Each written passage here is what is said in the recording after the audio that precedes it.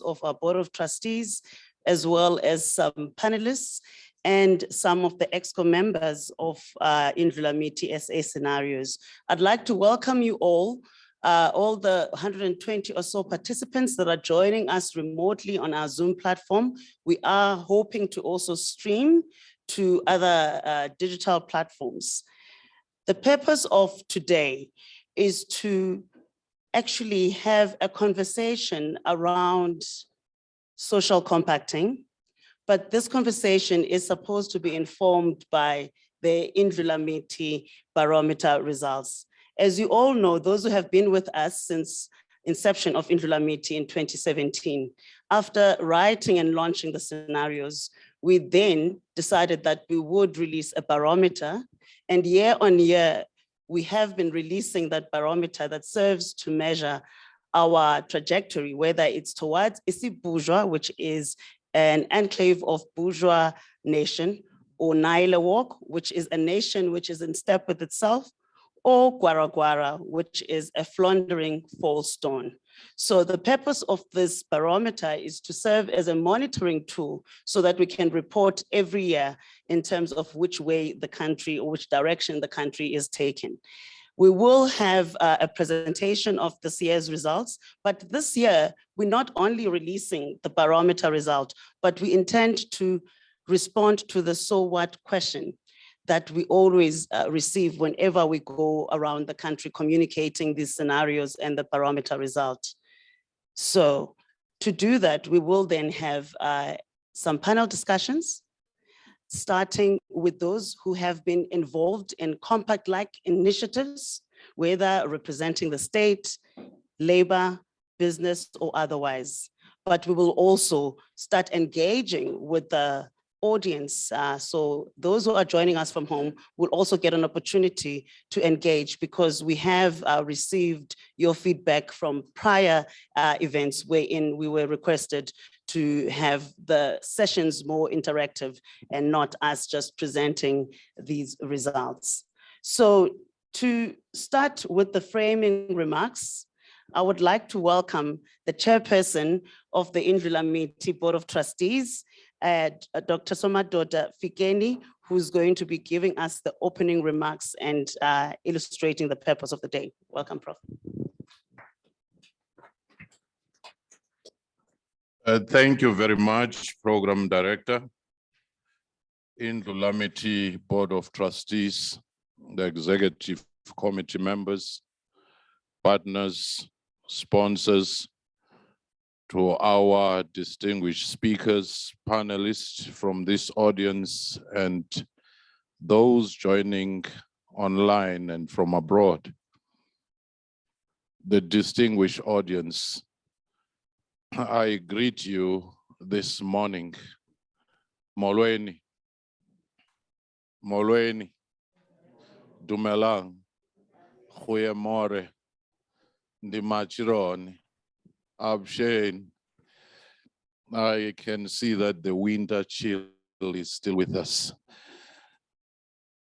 Let me first welcome and thank you for attending this event. And I greet you in the spirit of Ubuntu. I join my colleague and program director in welcoming you, acknowledging all participants and attendees of Indlulamithi Day Social Compact Seminar and Webinar, which is more of a workshop than just a seminar or intellectual exercise for its own sake. I also would like to thank GIBS for being a dependable, reliable partner, because we've been holding meetings here and many other events and enjoying all the goodies that we get along the way. And I would like to also thank and acknowledge the organizers of this event. It is always important to remind ourselves and this audience that back in 2016, an idea of establishing a platform for strategic reflection on South Africa's future and trajectory was created in a form of Indlulamithi. It has since evolved from developing scenarios which have been ended on an annual basis into having a barometer tracking which direction the country is tilting, and also having economic modeling in a form of saying what kind of impact different kinds of policies would have.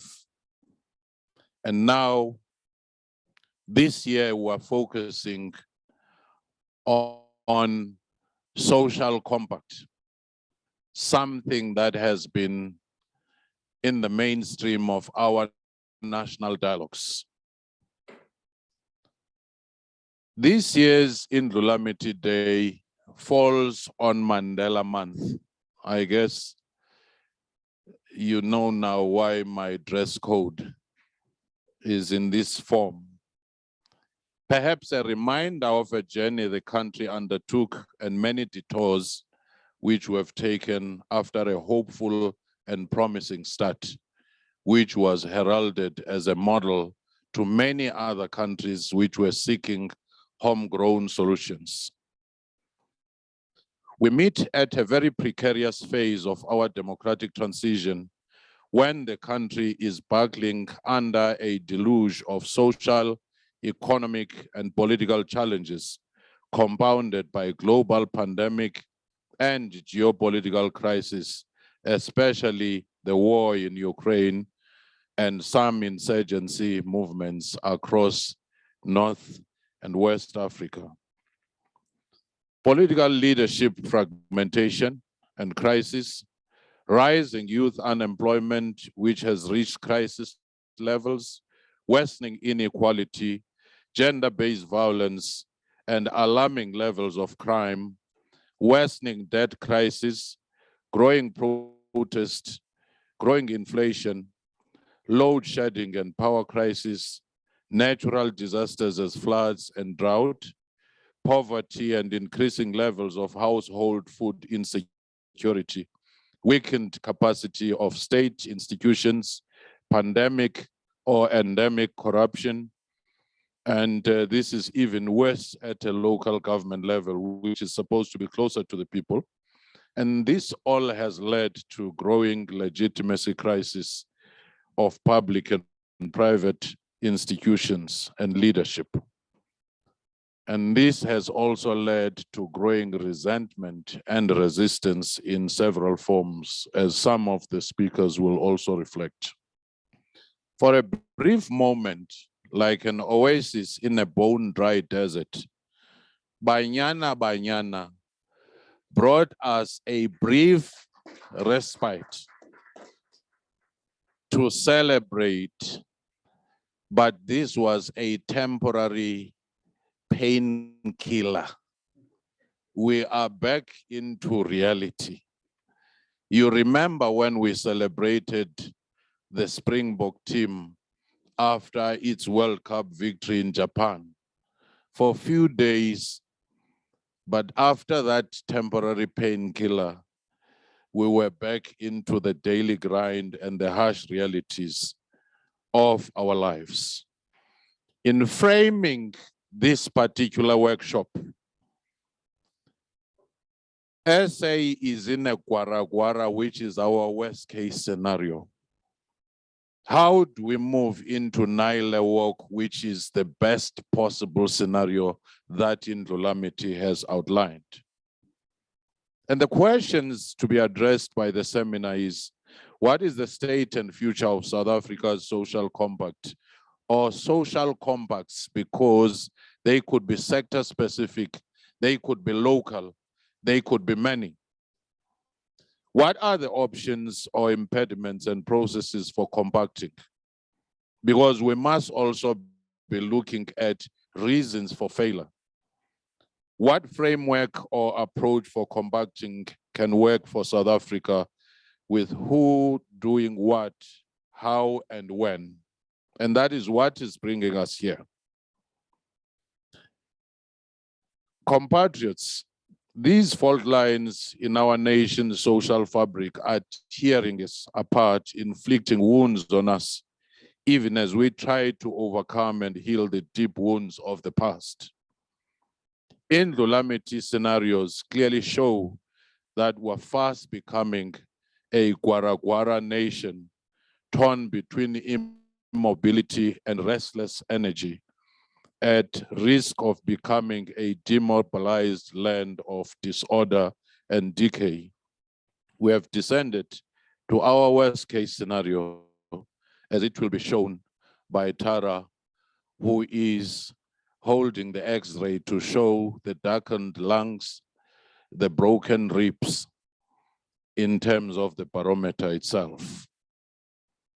As the Indlulamithi Barometer report today will show, we are sliding dangerously close to the edge of uncertainty, and we must act decisively.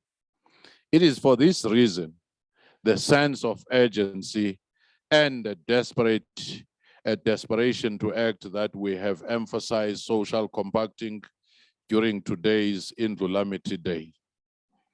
South Africa cannot be allowed to succumb to the worst fears and overcome our various challenges.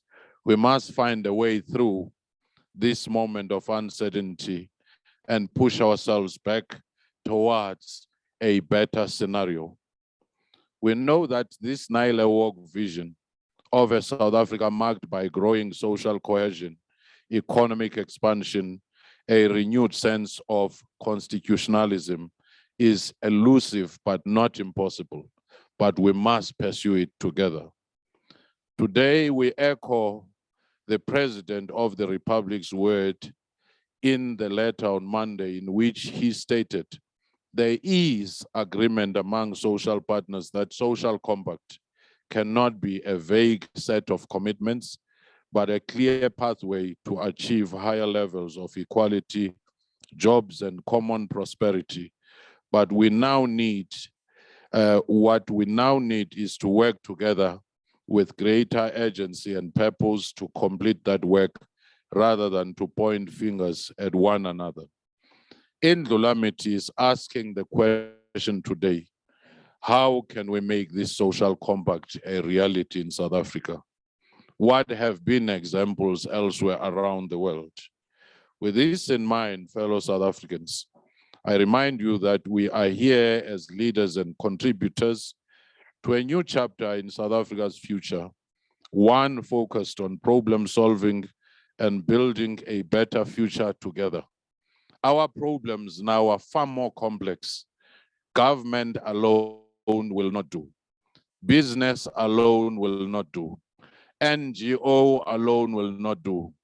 University or thought leaders alone in a corner will not do. South Africa has traveled this route before.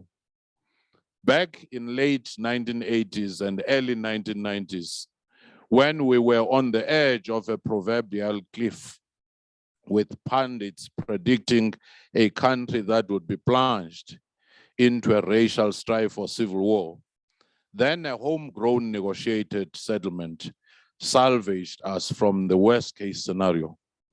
On reflection, many observers opine that it mainly solved the political problems of certain institutions of democracy, but not resolved the fundamental socio-economic crisis that we now face in its compounded form.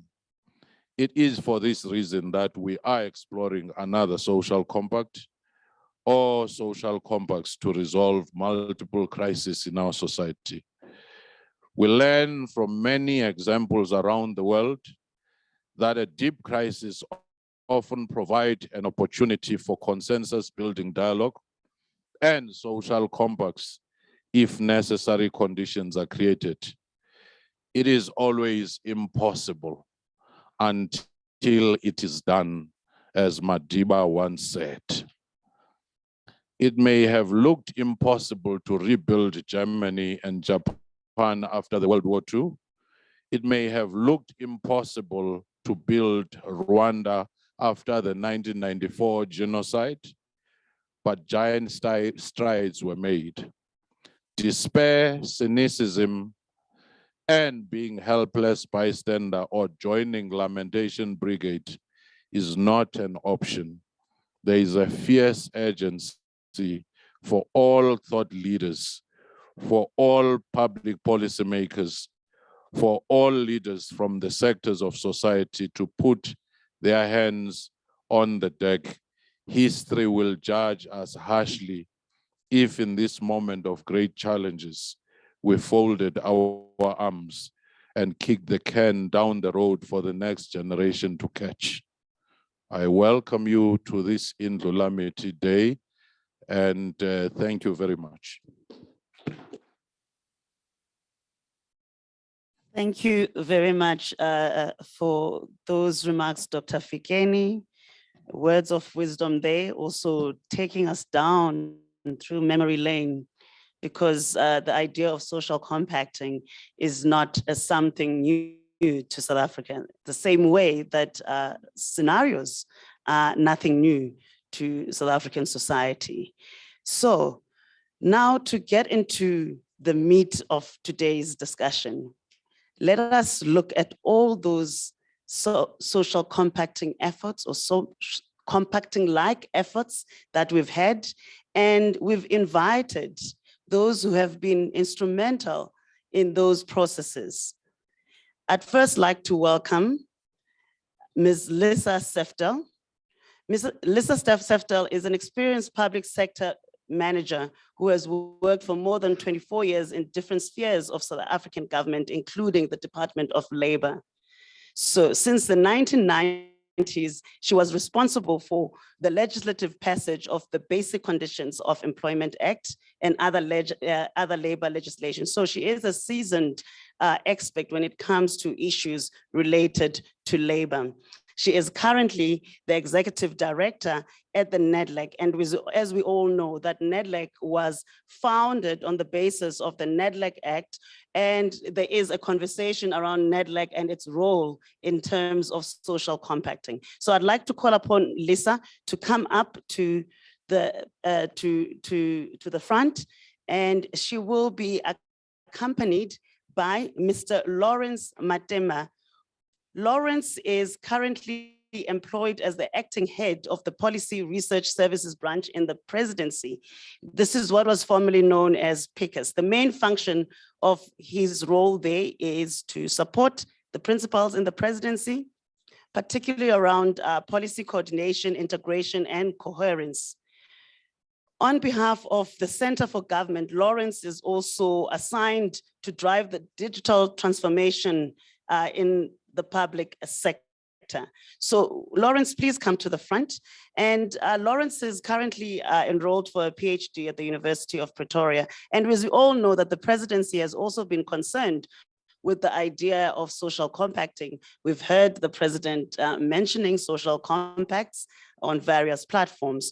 So without wasting any more time, I'd like the two participants who will be joined by others who will be streaming in remotely. We will have someone coming in and speaking on behalf of Labor. We will also call upon those who are joining us from home to comment, in particular those who would be speaking or representing the voice of business, big business or small business or otherwise.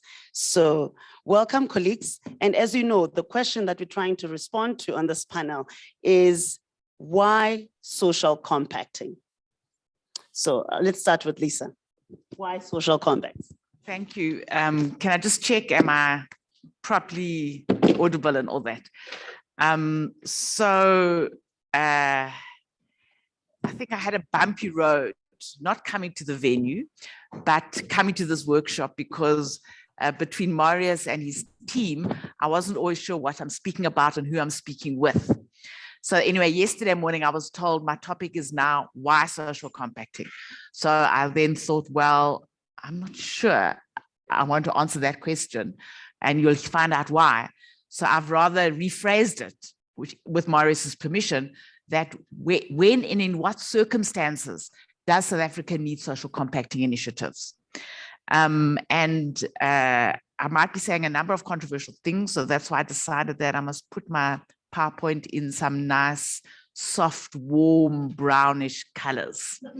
And it seems to me that you got the message somehow, so you're also in soft, warm, brownish colors. So maybe let's start with defining what is and what isn't a social compact. So, you know, and I've obviously done some work on this previously, and in MISTRA did a work for the National Development Program. I'm sure you were involved together with ABBA and others. And it's in the document, it argues that the most instructive definition in the South African discourse is one that a social compact is one that has the attributes of a core agreement among various societal role players and their government that outlines the rights and duties of each party. And it goes on to say that a social compact requires elements of social partnership. It can only succeed in the context of social dialogue, and the process of forging it would entail some level of collective bargaining. And that was 2014. And, you know, I think collective bargaining and what it means has also probably evolved since then, but I still think it is a hallmark definition. But I think what it tells us, that social compacting should be seen as a process and as an institutional framework, which means, and I think this is the most important issue, is that it's not a solution on its own. It's not an answer to a problem or crisis that we face. At best, the contents of a social contract may assist, but not always, to define, determine, and implement a solution. And you know, where I come from and where I was trained, because you can see I'm an old lady now, is that social compact is not an end in itself. It's a means to an end. So then with this definition, I think we could agree that there isn't a single form of social compact, nor is it new. So I don't like it when people talk about social compacting with a capital S and a capital C. So if you read Mcebisi Jonas's first book after he was fired as Minister of Finance or Deputy Minister, he talks about that the RDP was actually the first social compact, and it lasted for us, you know, for the, you know, probably for the following 20 years. And then, you know, when I started this job, I had a discussion with Jendra Naidu, who, together with the former Minister Tito Mboweni, established NEDLAC. And they saw NEDLAC explicitly as a result of a social contract at the time, social compact. And there was a contestation at the dawn of our democracy about whether it was going to be the outcome of NEDLAC or the RDP that would take that prime place of building agreement between the major stakeholders in society. Then there have been a number of job summits and job accords. You know, I was in NEDLAC in 2011 when we pulled together the Economic Recovery and Reconstruction Plan. And amongst some of the social partners there, maybe not necessarily government, but they saw it as a social compact, as a way of all of us agreeing on the key things that needed to be done to reconstruct our economy after the devastation of COVID. Now, initiated by the Minister of DTIC and now even other ministers and partners, there are a number of sector master plans. We've heard recently about the agri-processing master plan. There's a sugar master plan. And all of them are tripartite, and all of them try and do, you know, could be called compacts. And then there is the one, I'll talk more about it, the one to support Eskom, which is very topical.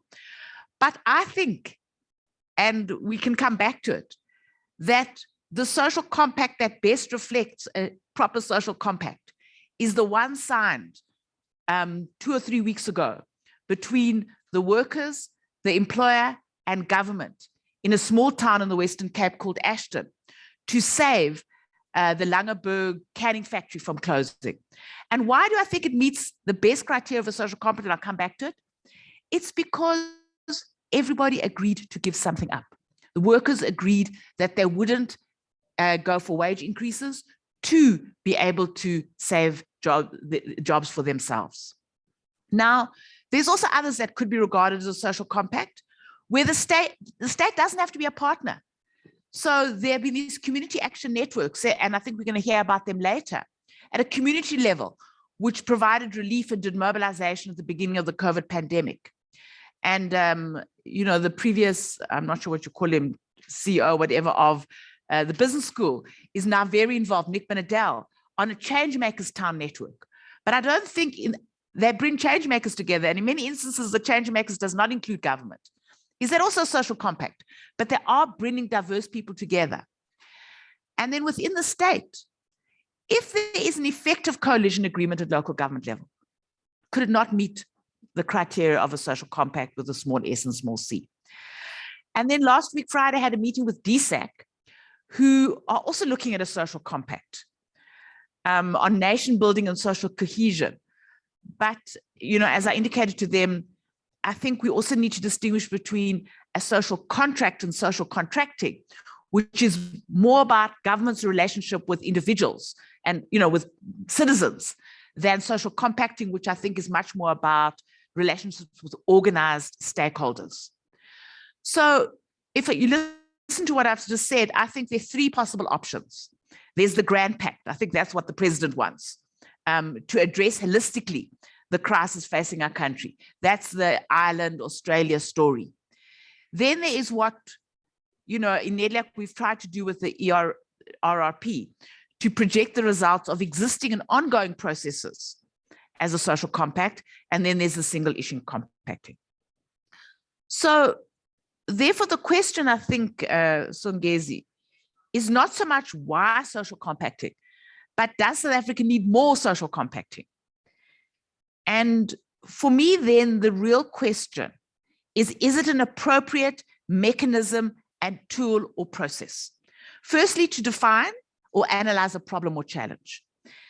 Then to determine a solution of which a social compact may be part of it, because it can deliver to a process trust and cooperation, which is very important, but which are really values, as well as mechanisms which define roles and responsibilities of different partners. And this is in NEDLAC, this is a very contentious issue about whether organized business or organized labor, organized community can hold government to account within an agreement, because all citizens hold government account through parliament. And can there be different levels of holding government to account? So I want to look at two examples to help us answer this question, both controversial. So on the 1st of July, there was a Defend Democracy conference, and Mcebisi Jonas did the key input and his analysis of the problem facing South Africa. So his analysis of the crisis is that there is democratic backsliding. And he looked at the undermining of democratic institutions, the fact that the ruling party rejects the legitimacy of opposition parties, including sometimes violently, that there are curtailment of democratic practices, including freedom of speech and journalism, obviously the global economic and climate crisis and volatile geopolitics. And then he also talked about the political crisis within the ruling party. And he says, given the state of our crisis, we cannot just jump into a NEDLAC managed social compact, which is being presented as a magic bullet. That's his words, not mine. And he calls instead, now he comes with a nice word, society-wide conversations about our future and what a minimum program should entail. And then he says, we must prioritize as part of the minimum program, the reform of the political system. So I'm going to come back to this. Then the second one, which is very topical, is the social compact to support Eskom. So it was initiated and forged towards the end of 2019, where the country faced a similar to what we're facing now, but probably less severe crisis. It was cast specifically as a social compact to support Eskom, because at that time, it was before Andre Reuters, Eskom was really just coming out of the impact of, there was a lot of board instability, there wasn't a CEO, Eskom wasn't a party. In the process of development, there was problem diagnosis. There were short, medium, and long-term solutions identified. And I think, as Songezi was saying earlier, no one person could solve this problem. It needed different people to play different roles. At the heart of the deal, and I'm sure Matthew will talk about this later, government would commit as the shareholder to turn around Eskom, stop the corruption, make it easier for the private sector to supplement generation capacity. And what was being asked for them is much less than what's happening now, and initiate the just transition process, which wasn't initiated. As a result of that, business would invest in generation. Labour would support a solution using workers' funds to address the Eskom balance sheet crisis, which is still a crisis, and which is seen as a significant constraint to energy security. And when you listen to the president 2 nights ago, he still said a solution is coming. But in 2019, Labour were prepared because at that point in time, this was seen as the crucible to enable a stable Eskom. Now we have another whole series of reasons and solutions and so on. And then importantly, community would need to address non-payment and vandalism. There was an implementation plan developed, and we in NEDLAC set up structures to track implementation and coordinate. However, if this had worked, maybe we wouldn't have the other energy plan that your colleague is heading. First of all, Andre Reiters had come to Eskom. He didn't believe, and why should he be accounting to social partners? He wanted to get on the job. His shareholder was the DPE and Parliament and so on. The proposed balance sheet solution was not pursued by government, the deal part, although there is work, as I understand, being done. Very importantly, community never delivered on the ground. Community were never able to pull together a Masekane campaign, which is critical, particularly as a signal that this is an all of society response. And while organized business and labor, organized business and other business, were part of the implementation, they also ended up being more successful lobbying government publicly and privately. So that's when you get the shifting from the 1 megawatt to 10 and now 100 and now nothing, so that, they could achieve, they could do more investment rather than use the NEDLAC forum, where there is more of a balance, of interests. So now we have an emergency plan. It is welcomed in some quarters. There is, I can see the coal lobby and the unions, who actually are not in NEDLAC, are also mobilizing against it. But maybe, and let me come to my observations. Or let me start with the one in Eskom. Maybe because Eskom is the crisis that it is, was a social compact the correct instrument, or isn't what is needed is decisive state action and leadership because of what's at stake? Not only because the bottom line, this energy crisis, it's the energy crisis, but it's also the future of our country and of our world because of the climate change implications. And I don't think, we appreciated, particularly when the president was speaking on Tuesday night, that's what he was trying to balance. How do we have a solution to the energy crisis that doesn't mean that we don't have a solution for our children? And so, that's the question. And then in respect to defending democracy, if I listen to what Mqedisi Jonas was saying, and he wasn't saying it in these words because he's an elegant man, is that what he really wanted or really calling for is organization and mobilization by people on the ground, not a coming together of the current stakeholders to try and make trade-offs around essentially incompatible interests. So having said that, when is a social compact most appropriate? And I'm sure I'm running out of time. So it's really needed where, and I've used the word intersectionality, but I know it's got another whole jargon and school around it, but because it's where there is an intersectionality between different interests, and they're required to collaborate, agree, or work together. And then where the immediate interests of these stakeholders need to be subsumed in the long-term interest of a business or sector or country, what's called trade-offs. And then where trust is an essential ingredient that needs to be built and consolidated. And then even if a social compact is needed, in my mind, and this is the Gwara Gwara versus Nyana Walk story, are the preconditions there? Because if the preconditions are not there, it's hard. And, you know, the preconditions involve the rule of law. It involves trust in government. It involves a legitimate government. It involves the state playing a leadership role. And then the parties have to be diverse and representative. They have to get a mandate. They have to make hard decisions. They have to have capacity, capability, and political will. But there's also something, you know, it's like a marriage where you've got to have a leap of faith. You know, you've got to be able to, you've got to have the mandate, the capacity, the leadership to take that leap of faith into something different. And then something also which is quite, Marius, it's not clear on the screen there. I don't know if other people are seeing it. It's blurred.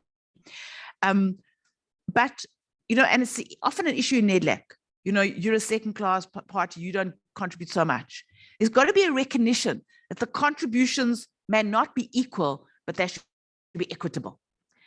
And then one thing that we've also looked at a lot in NEDLAC is that you have to level the playing field in terms of capacity building and recognizing alternative sources of knowledge and expertise. And then just lastly, it can succeed if it goes beyond declarations and commitments. It should coalesce around an essence rather than becoming bogged down in too many objectives or details. I think this is a quote again from some Mr. document. It sounds like Joel. And deliverables can be measurable. And then mechanisms have to be included to hold parties to account and to monitor the implementations of agreements reached. Otherwise, you just have a set of serial social compacts, and you might build trust amongst the parties, but you lose trust amongst the people. And I think that's the danger of also what has happened in our recent history. Thank you. Thank you so much for that, Lisa. And I think the most important takeaway from that was, first of all, just unpacking this notion of social compacting, because as you're saying, it's become quite topical, especially the ESCOM compact. But what is interesting there, you know, because you play a significant role in terms of playing the secretariat for all the social partners. There's issues of representation, there's issues of location, whether it's correctly located, and so on. So Lawrence, how do you respond to this? Because we've been seeing the president talking about social compacting coming from the presidency. What is your view on social compacting? And should it be located at the presidency? And what about the big mega compact? Because Lisa has taken us through these micro compacts or issue specific compacts. Can you respond to that? Well, thank you so much, Chair of the session.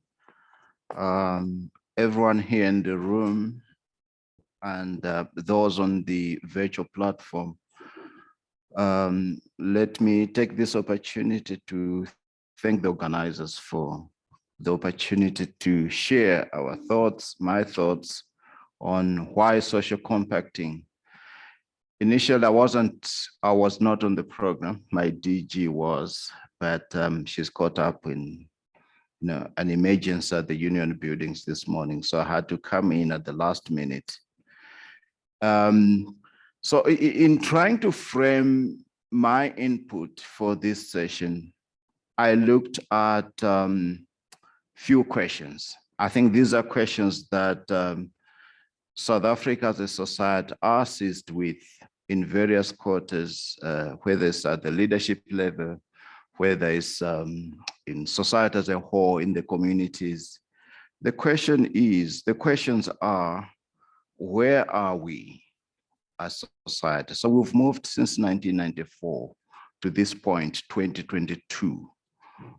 I think we need to constantly reflect on where are we.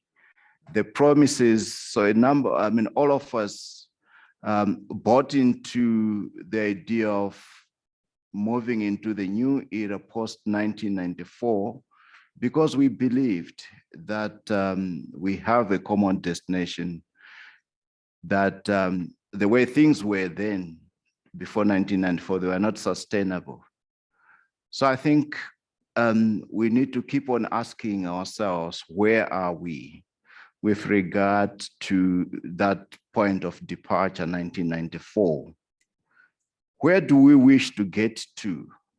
You know, what Lisa was talking about earlier, our common destiny as society, as a country. I think from time to time, it is important to hammer this point that our destiny is common. It's not sustainable for individuals or groups to travel alone on their own, unless only if we travel as a group, as society, as a country. So where do we wish to get to? How will we get there? You know, is there a common agreement, consensus? Once we have identified where we wish to get to, how we get there is quite critical. Are we there yet? You know, as I said earlier, since 1994, 18 years later, are we there yet? How far are we? Is it a destination? Lisa says it's a process, but the process needs to be monitored so that, you know, so that it performs as it was initially intended. How long do we have to get there? So some concept of time period, and how will we know when we have arrived? So these are the pertinent questions that all of us, I think, as a country, as society, need to think about from time to time. In a sense, we keep these questions alive on a radar screen because they guide us where we wish to get to and how to get there. In framing these questions, I think the key element in the answer or response to each one of these is the whole notion of social compact. Because if we do not agree or have a common consensus on where we are, you know, how we wish to get there, what means, and so on, then the problem starts there. You know, it doesn't mean that people should suspend their individual personal thoughts, beliefs about it, but there comes a time when society needs to say, you know, this is it for all of us, for our own survival, for our own, if we are to move forward. Now, in the State of the Nation address in February this year, the president spent a significant amount of time and space reflecting on social compacting. So there was even a time period that was set for this to happen. But before he came to the 100 days and mentioning the social compact, you know, in the few sentences before that, he speaks about consensus building, moving together, standing together, you know. So that notion of consensus is quite key in social compacting. It may not necessarily be, and Lisa spoke about this, that we'll sit down, sign a document and so on. But I think the idea of meeting of minds as a nation, as society is quite key. Few years back, 2018, about that, before the beginning of the 60th administration. So the president says, how do I reach out to an old lady in a little corner somewhere who is doing good work out of her own good heart? You know, she gathers little kids every day in a form of a creche, uses her pension money to buy, you know, food stuff for the kids and so on. But these are people that you hardly hear about. You know, they don't feature in the media. And so he says, as society, how do we support those kinds of initiatives? Because at the back of their minds, they're not waiting for government or for anyone to support them, but they have decided to take upon themselves the initiative. So it's these kind of little pockets, when you add them together, that make up, I guess, what we are looking for in our society. Within that kind of thinking, then the president says, as I said, how do I reach out to those? Because when I want to talk to business, I know who to reach to. When I want to talk to labor, it's very easy. Even overnight, a phone call, I've reached the majority of labor. But for civil society, it has become kind of difficult for him, you know.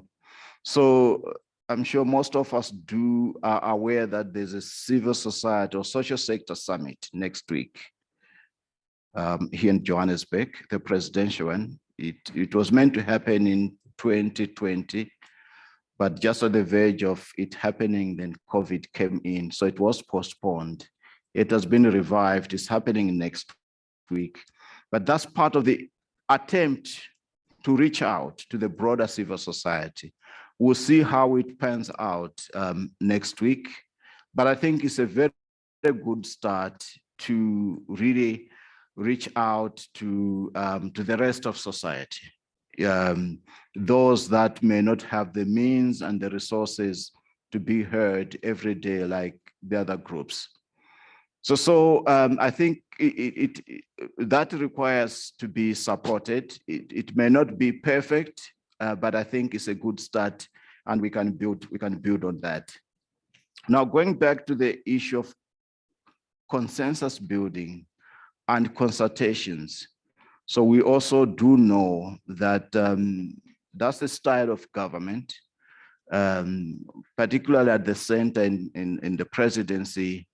The approach is to reach out to various formations of society, whether it's formal or informal, institutionalized or not, on a range of things. So that happens all the time. In the last week or two, the president met with the economic advisors. So it's a group of these advisors coming from all walks of life, from all parts of the world, you know, discussing various issues. From time to time, we meet with the religious group and everyone else. So consensus building is quite key, and consultations are that. Of course, there are difficulties and challenges because the issues that we are faced with as a country require solutions, but the solutions do not come easy, and they're not readily available. I think the chair, in his opening remarks, he spoke about how complex the problems we are faced now. Some will call them wicked problems. So you think you have got a solution, only to find that few years later, that solution becomes a problem. And then you seek another solution. You know, there was a seminar on reforms, whether it's in civil society and various sectors of society or in government as a whole. So there are always those attempts to reach out, to get to solutions that we require as society, as we move forward. Now, we do also know that we have a number of planning frameworks and plans within government, the NDP being one of those. And then every year we have the annual performance plans, we have the IDPs, and the whole range of them. Now, for those to be to achieve the objectives of all of those, government alone definitely would not be able to do it. You know, we move from the traditional way of thinking about the public service, where, you know, the assumption was that the public service would be self-sufficient, employ enough people to deliver the services on its own.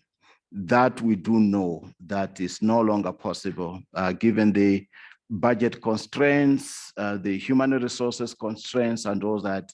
So obviously you reach out to everyone who can assist, who has the solution to come on board. So that, you know, with that realization, I think that's a new way of doing things going forward. Because as I said, I met someone last year, a professor from one of the UK universities, and he said, as an outsider, South Africa stands in a very good state because most of the things we need for us to move forward are in place, you know, unlike many other places. And he said to me that we can do these things half the time the other countries have taken to do them, because the models that the mistakes that others have done, we can learn from them. We don't have to repeat them and so on. But maybe because we are so much immersed in these challenges and complexities, sometimes it's difficult to see what we have, you know, but I think it requires time and energy to dig deeper into the reserves and the assets that are available in South African society to achieve what we want to achieve. Now, my last point on this reflection is on, and it's a project that we are working on at the Center and the Presidency, the issue of international agreements, obligations, and all of that. So the other day, again, I think we're preparing for cabinet meet or international visit. I think it was from the DRC. So the president asks, how many international agreements have we signed with the DRC since 1994? We went into the archives and so on, only to discover that we have done 32. Now you can multiply that by bilaterals and so on, which is, for me, really an opportunity. Those agreements do offer opportunity for South Africans to assist us in our tasks, but perhaps we are not utilizing them to the best of our abilities, and therefore, you know, a need for us to reflect once again and go back, and because, as I said, we have so many challenges facing us, to the extent that no one single stakeholder will be able to do them. We need to do everything possible to look into, in a sense, in our reserves, what is available, what is our disposal to achieve, to do what needs to be done. So in social compacting, for me, as a summary, as a conclusion, provides an opportunity to look into each one of us, various formations of society and beyond, to say, how do we move forward? How do we really accelerate the pace of where we are going? Because it is possible, and we stand on a very good ground, firm foundation, I think, for us to move forward. So those will be my reflections, Chair of the session. I thank you once again for the opportunity. Thank you so much, Lawrence, for those reflections. And yes, it is a difficult task. You mentioned all these many priorities, but I think also there's the issue of diversity in terms of the South African society, wherein, you know, it's very difficult to find each other, where we all have needs and priorities that are at times at odds with one another. And when you spoke of the NDP, you reminded me of the challenges that we had, wherein the labor movement was in, you know, disagreement with some of the aspects of the National Development Plan. And these are the challenges to deal with when you have to think about reaching consensus. Or do we get full consensus, or is it sufficient consensus?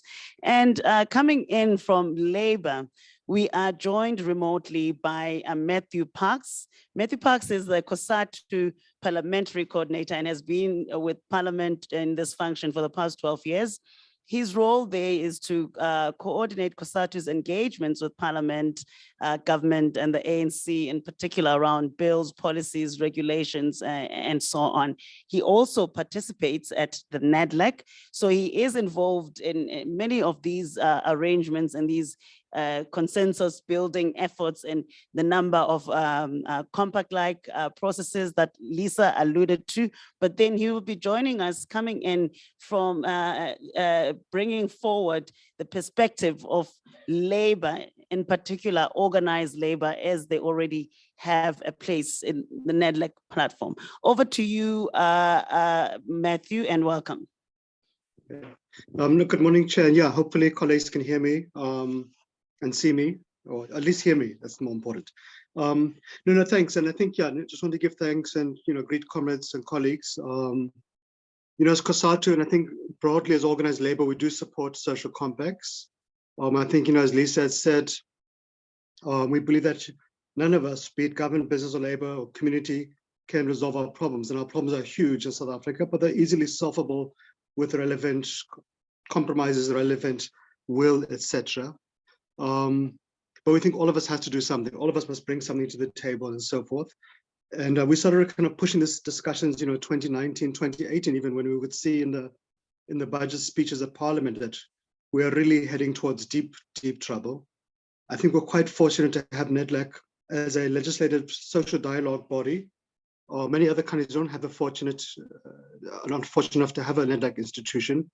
And I think we've seen a significant revival on NADLAC over the past few years, from the Job Summit, the minimum wage, ESCOM social compact, the response to COVID-19. I think we also want to take the principled view that we shouldn't let a crisis go to waste. But a social compact, Chair, must also be premised upon progressive principles. It shouldn't be based upon throwing workers under the bus. We shouldn't be asking workers who already are tightening their belt to tighten it further. We should be seeking how do we protect the poor, the unemployed, workers, etc., the most vulnerable. Chair, maybe just a step back is also to understand for colleagues, because people often say, well, unions are the problem, which is not true. We should appreciate what are unions. They are democratic organizations. They're very noisy organizations, like any other body consisting of people. But unions by their nature negotiate all the time. And they do so in the principles of a social compact. So I see in the attendees today, we have Frans Beleni, a former GS of NUM. The mining industry is an epitome of many aspects of social compacts. But there is a real sense of fear amongst workers. So again, going to the mining industry, in the 1980s, we had about 1 million jobs in the mining sector. Today, we have about 400,000. So workers are very fearful, and they don't trust government, they don't trust business, because fingers have been burnt many a times. But nonetheless, there is a need to have a social compact. And I think Lisa did articulate a bit of a history.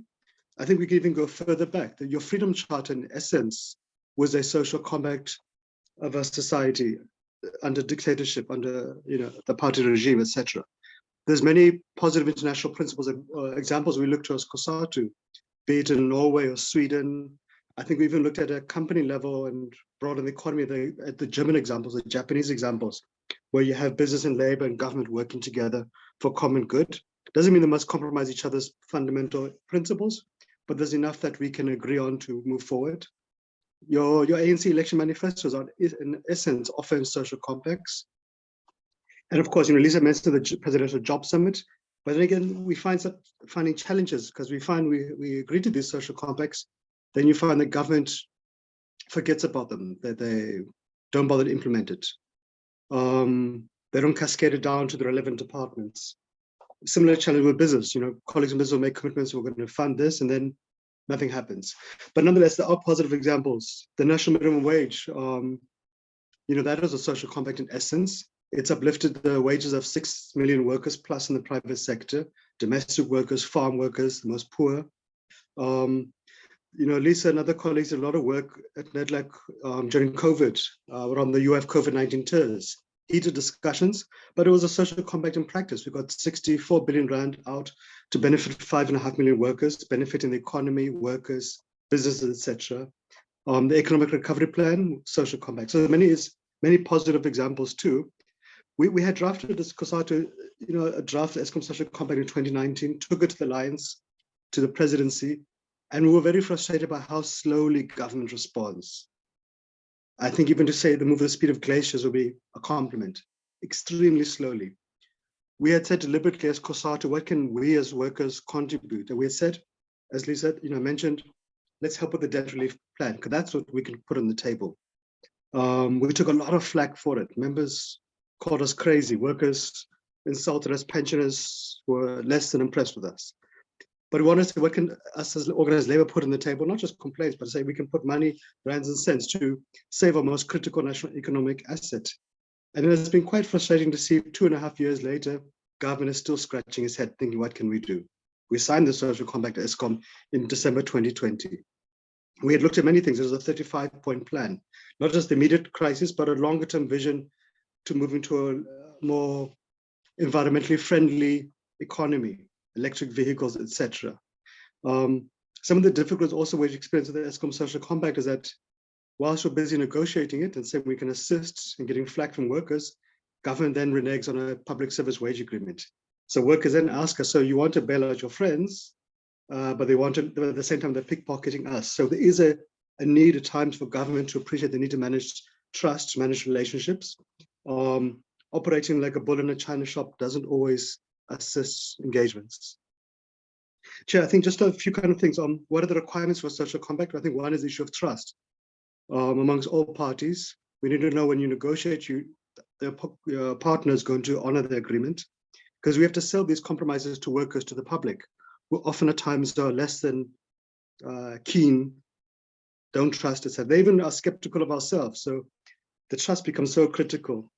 We've been saying that we don't need a philosophical approach. It must be practical. What are the interventions we can do immediately? Things which are credible, which society can believe.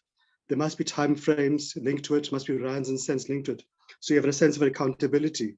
And we don't think it necessarily needs to be a win-lose. We think actually it should be a win-win approach. There's enough immediate things that we can agree to, which can take us forward. I think at times, Chair, that colleagues in government don't have a sense of urgency. We have been raising the sense of urgency for some years now.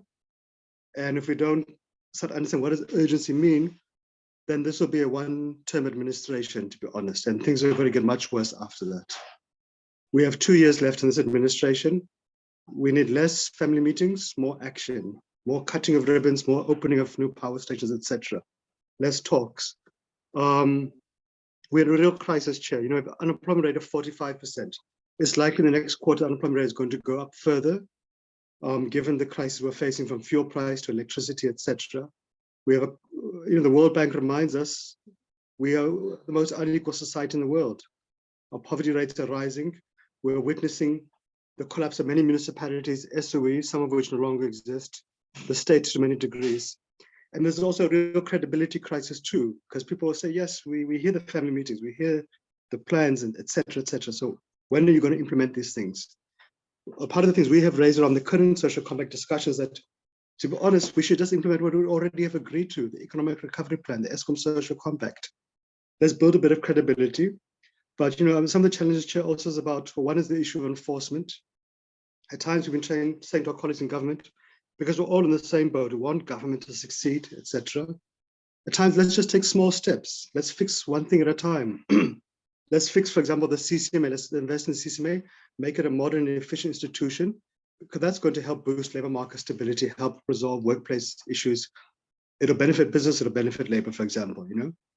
We've been pleading with government, and I think business does agree with us. Let's focus on maybe 6 key interventions. So we need Eskom, because that is a bloodline for the entire economy. We need Transnet to be fully operational, because that's critical for mining, manufacturing, agriculture, for food prices. We need Metro Rail to be operational again, because that's critical to the economic productivity to workers in the cities. We need to fix some of our most dysfunctional municipalities to avoid companies closing there, especially in the rural areas. There are pockets of green shoots. So in SARS, we've seen a positive turnaround in the last year or so. Let's invest more in SARS, because that's going to generate more revenue to the state to fix the economy, etc. we really need to have a frank conversation about corruption. At least the sober voices in society are opposed to it. There are some idiots still running amok, but we need to see the law enforcement agencies being adequately resourced and capacitated to take these crooks to prison. There are some positive things the government has done, Chair, which help give the foundation for these social compacts. The presidential employment stimulus created 500,000 work opportunities for young people. Can we not increase it to create opportunities for 2 million? It was very good that government did the SOD grant in 2020, a foundation for a basic income grant. But then government goes and blunders it with the current administrative chaos, where only about 5 million people are receiving it, 3 months with 3 months delays. So there are just a few critical things we need to fix, and that will buy us political credibility as society. Society will get a sense of hope that social compacts can deliver, they can see a light in the end of the tunnel. But also I think we need to be fair to government.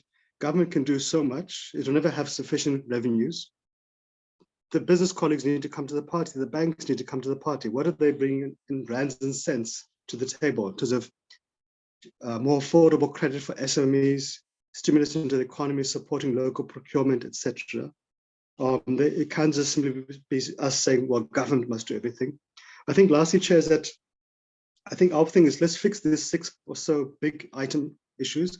That gives us political space to resolve other issues, to lay that foundation for the better life we that's a bit of a cliche, but anyway, a better life we promised people in 94. Let's look at a better, more inclusive society. So the wage gap, can we move beyond a CEO of Sibanye making 300 million rand and then squabbling with mine workers wanting 150 rand? Can we look at worker representation on company boards like the German model, the social compact spirit? We need to look at what can we do to help rebuild the states, help to grow the economy, reduce unemployment and poverty, etc. But Chair, lastly, we're in the fork at the road, so to speak. We have a choice. We can resolve our problems, or we can continue to dilly-dally, and then things will get worse. We'll then end up going to the IMF, and they'll impose a real painful austerity program. We will lose many of our gains since 1994, but we can avoid that, and we just need to simply show a little bit of leadership, a little bit of backbone, a little bit of discipline in focus on implementation. We hope colleagues will do that, will work with us. From our part, we're very keen as COSATU to organize labor, but we need government and business also to work with us. We don't have the luxury of choice. Public at large is looking to us to provide leadership, and we hope that we will not fail them. But yeah, thanks, Chair. And hopefully I didn't talk too long. I suspect I might have. Thank you. Thank you so much, Matthew. That was actually perfect. Very insightful inputs from Labour there, and Matthew mentions the issues are regarding trust deficit, whether it's trust between government and business, Labour and business. And Lisa did refer that this requires some form of intersectionality, wherein it's not just government and Labour, but we'd like to call upon some members of our society that represent a business. And joining us remotely also is Mr. Martin Kingston, whom we know as being CEO of Rothschild. He will be joining us remotely as well. And I'd like to connect to him just so that he can give us his insights in terms of the business perspective, especially big business. And while keeping in mind or bearing in mind this issue of trust deficits and some of the issues that were raised by Matthew. Over to you, Martin.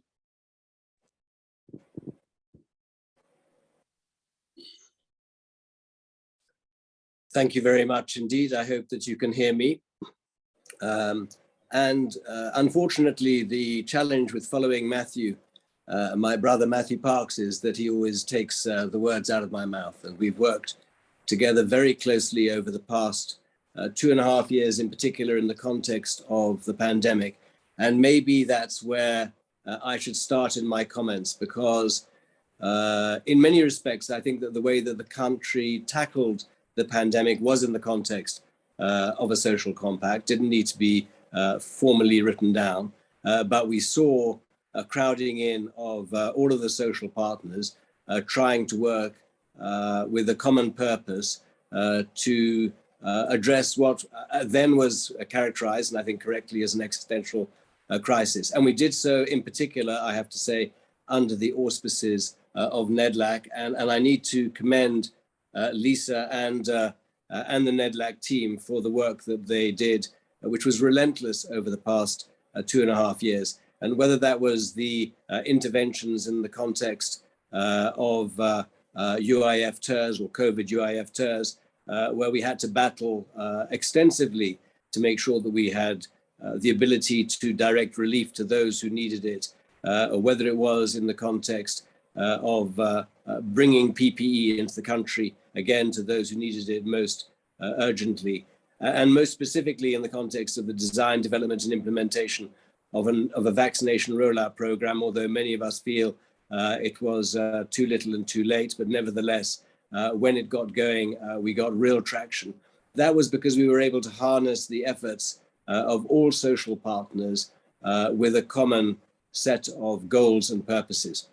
And in that context, I want to endorse some of the points that Matthew in particular has made, Lisa as well, which is A, we don't need to have a social compact that involves all parties. We can compact with one another as and when the circumstances determine. Secondly, we need to cut our cloth according to our means.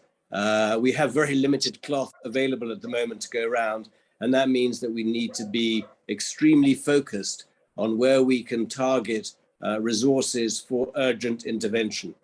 And I underline the words urgent and intervention because it's a matter, I think, of concern and regret that some 2 years ago, in fact, more than 2 years ago, we reached agreement on an ESCOM social compact. It was a comprehensive piece of work. We had, I think, broad participation from most of the social partners, including and in particular government as well as labor, civil society, and obviously business. And the interventions and the package of measures that the president announced earlier this week, which we welcome, almost every single one of them had been identified 2.5 years ago, without exception. We have a huge challenge as a country in terms of not just taking difficult decisions, many of which may be unpopular, but then, of course, converting those decisions into implementable and measurable actions where those who are responsible are indeed accountable. And we've talked about the allocation of responsibility and associated accountability. And measuring that progress is absolutely critical if we're going to hold government to account, but indeed if we're going to hold ourselves to account.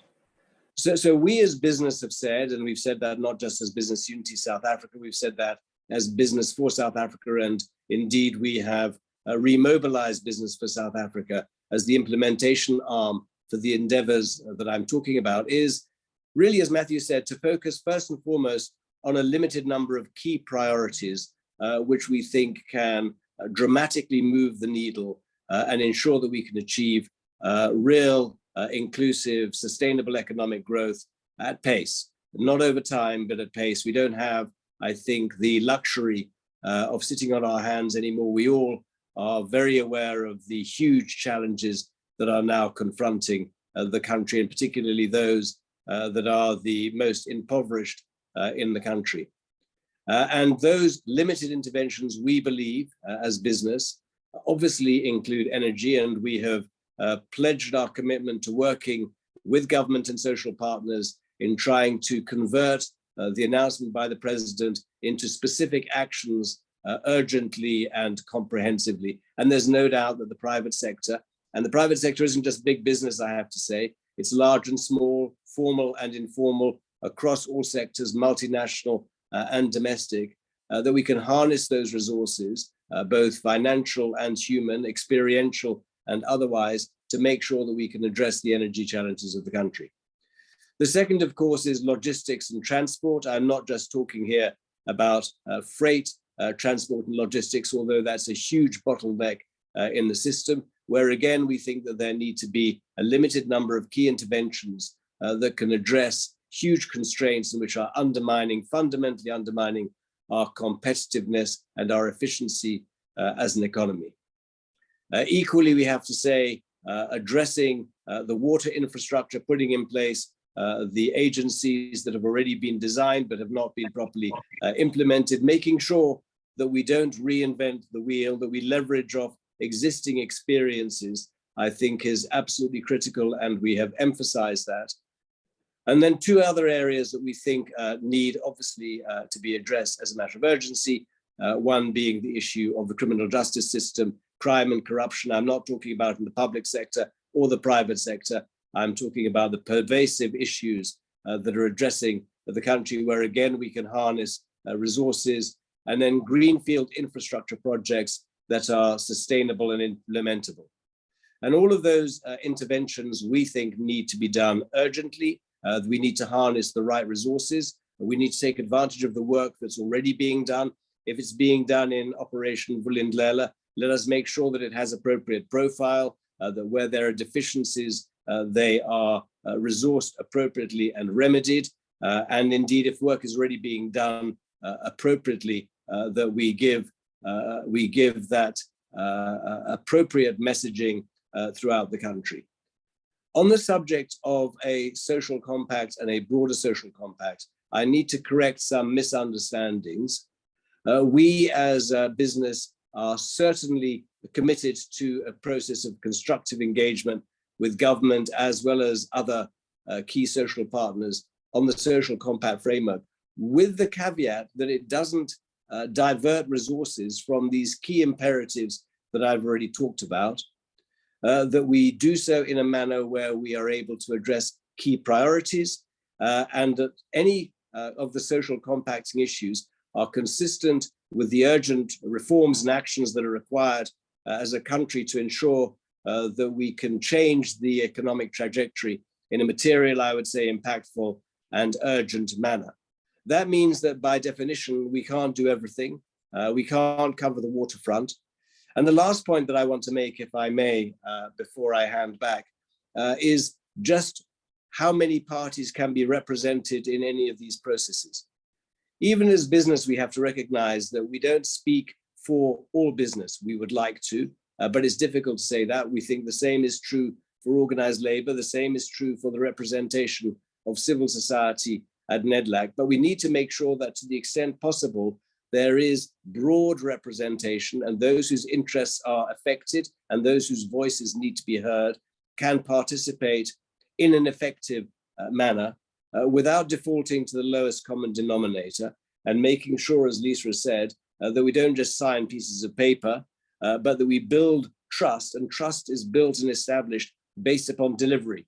A delivery, as I said earlier on, by each of the partners according to their means, capabilities, and allocated responsibilities. And we as business are absolutely committed to that process, recognizing that it is individual businesses in the final analysis that have to sign up to individual commitments. We can't commit business at large to broad undertakings. We can certainly anticipate what the outcome will be if we've got the correct environment. And I think we're all working towards those goals and objectives. And finally, I'd like to sort of reinforce the importance of leveraging off the positive experiences that we've had, as I said, over the past 2.5 years, of compacting effectively in the face of real adversity and turning that to account in some of the areas that I know we're going to be discussing today. If I can hand back to you now, thank you very much. Thank you so much, Martin, for those insights. And there you have it, inputs from the various social partners. And of course, there are issues around, or concerns rather, around representation.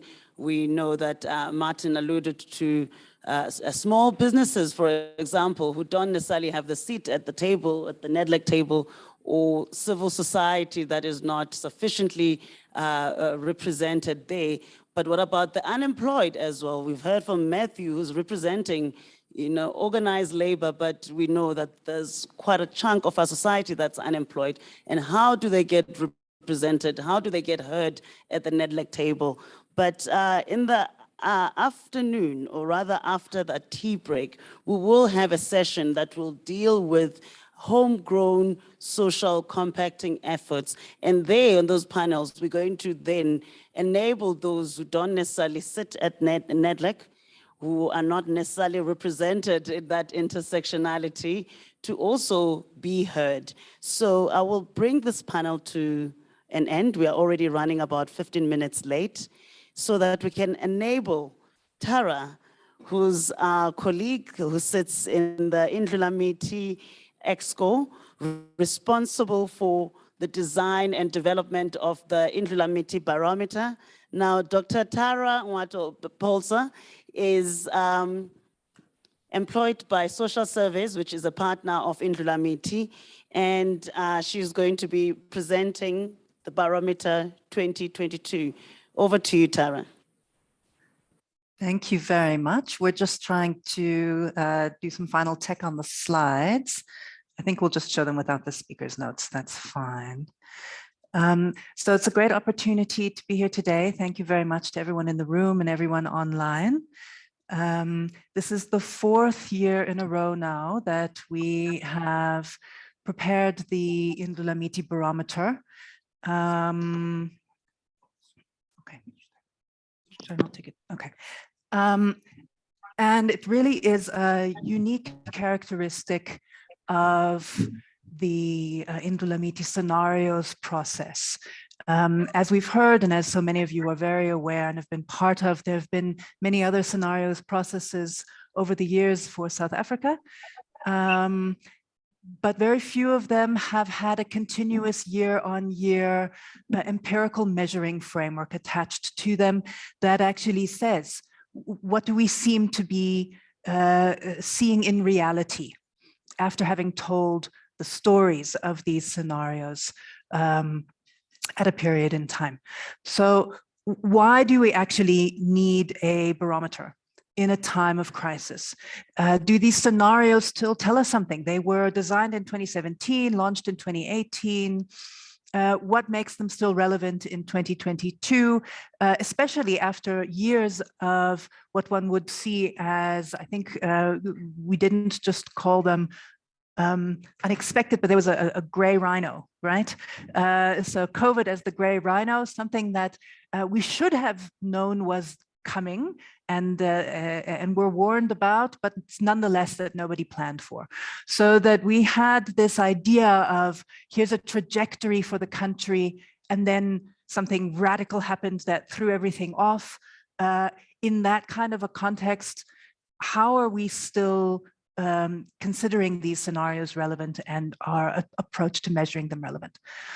Well, I think that the barometer is more relevant than ever in a time of crisis, precisely because it gives us a combination of perspective, evidence, and it helps us build relationships.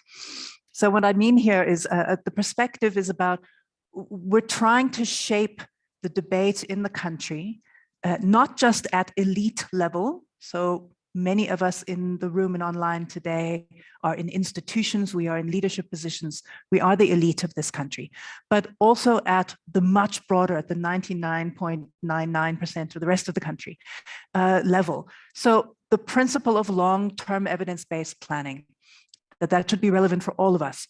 And that's what a scenarios process, but also a longer-term measurement process allows us to do.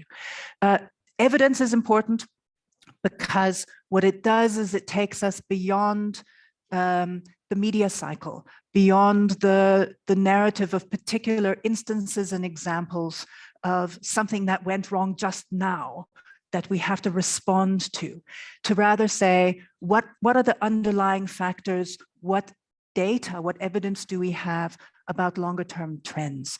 And why is that important? Is it because we're trying to galvanize collective action? And this is precisely what we've been hearing from everybody else today. And then finally, relationships, using data, using a story that is evidence-based to build relationships to enable collective action. That's why we're here today.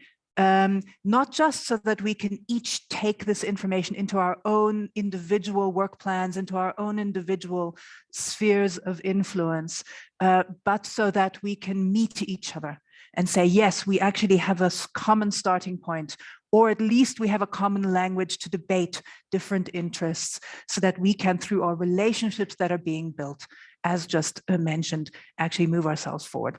And so when we take this evidence and these relationships together, we can actually start overcoming some of the collective action barriers that we've had. We heard how important compacting is. We've also heard from our speakers how difficult it is in many ways.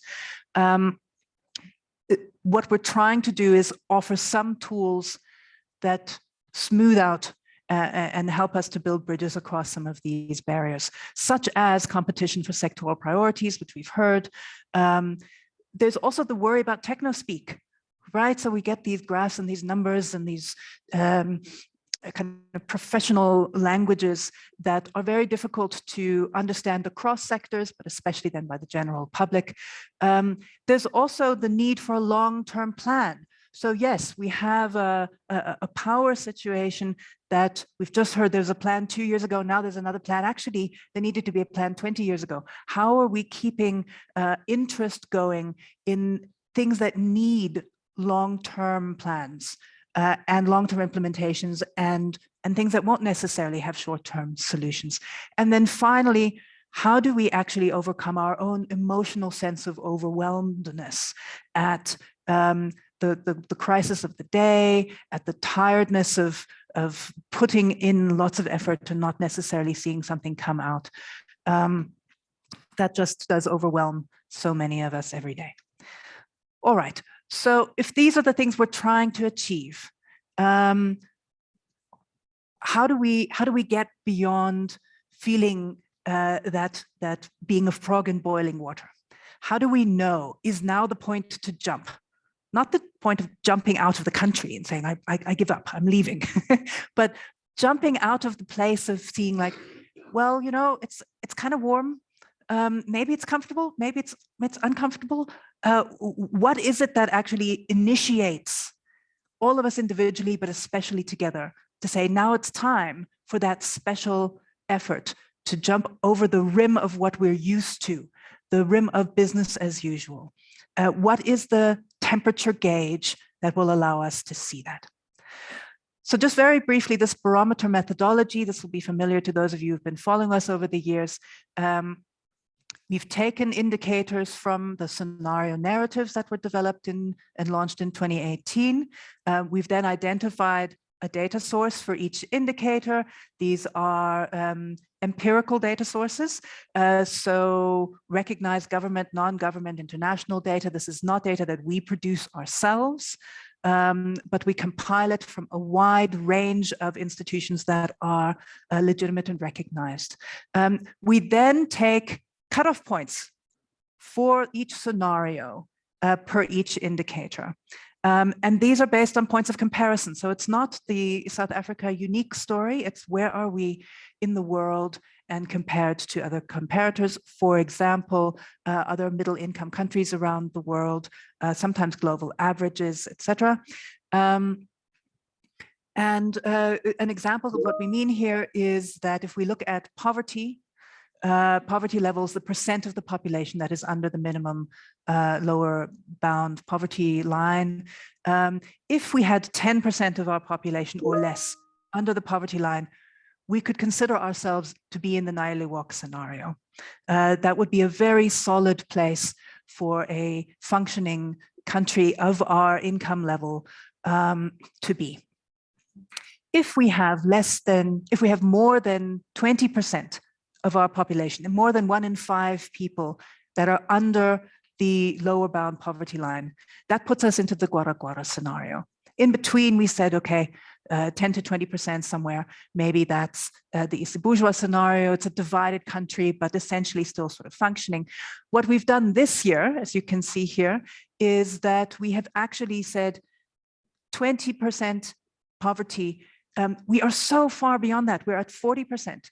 So saying that everything under 20% is Gwara, yes, it is a very bad scenario to be in, but it's not bad enough as a story to tell us that we are continuing to devolve into something fundamentally unsustainable, something that we cannot be in as a country. How can we reflect this in our barometer? So for the first time this year, we've actually gone beyond the 3 scenarios and said, here's a cutoff point, we're calling it GG+. because we don't have a scenario story for it yet. There is a whole scenarios revision process underway, which will be launched later this year. But for now, for the barometer, we just said, what would be worse than Gwara Gwara? What does that look like from a data perspective? And so you will see that we will present that today. What we've then done is put that together by key driving forces and created an overall picture. Here is a short summary, once again, of the 53 indicators in the barometer by the key driving forces: resistance, resentment, and reconciliation, which is essentially how the people in the country feel about each other, feel about the state, feel about the nation as an idea. Then we have institutional capacity and leadership. How do our institutions function, not just in government, not just in the state, but in business and in civil society? And then finally, social inequality, which is the range of everyday experiences of the population. All right, so if this is how we've put the barometer together, where are we this year? We have landed in 64% of our data points and our indicators telling us that we are in the Gwara Gwara scenario. This is a significant increase from last year, as we will see just now. How does this divide up into the key driving forces? So as in previous years, this will be familiar to those of you who've seen this before, there is some spread across the scenarios. One of the ways that we design this barometer is to not tell a single story, not to say there's only one thing happening in this incredibly diverse society of ours. There are indicators that remain solid. As you can see here, the percentage that is yellow is indicators where we could be in Nailiwok. Some examples there are SARS, right? Being able to fairly reliably collect the taxes that are due. At the bottom there, under social inequality, we still have a increasing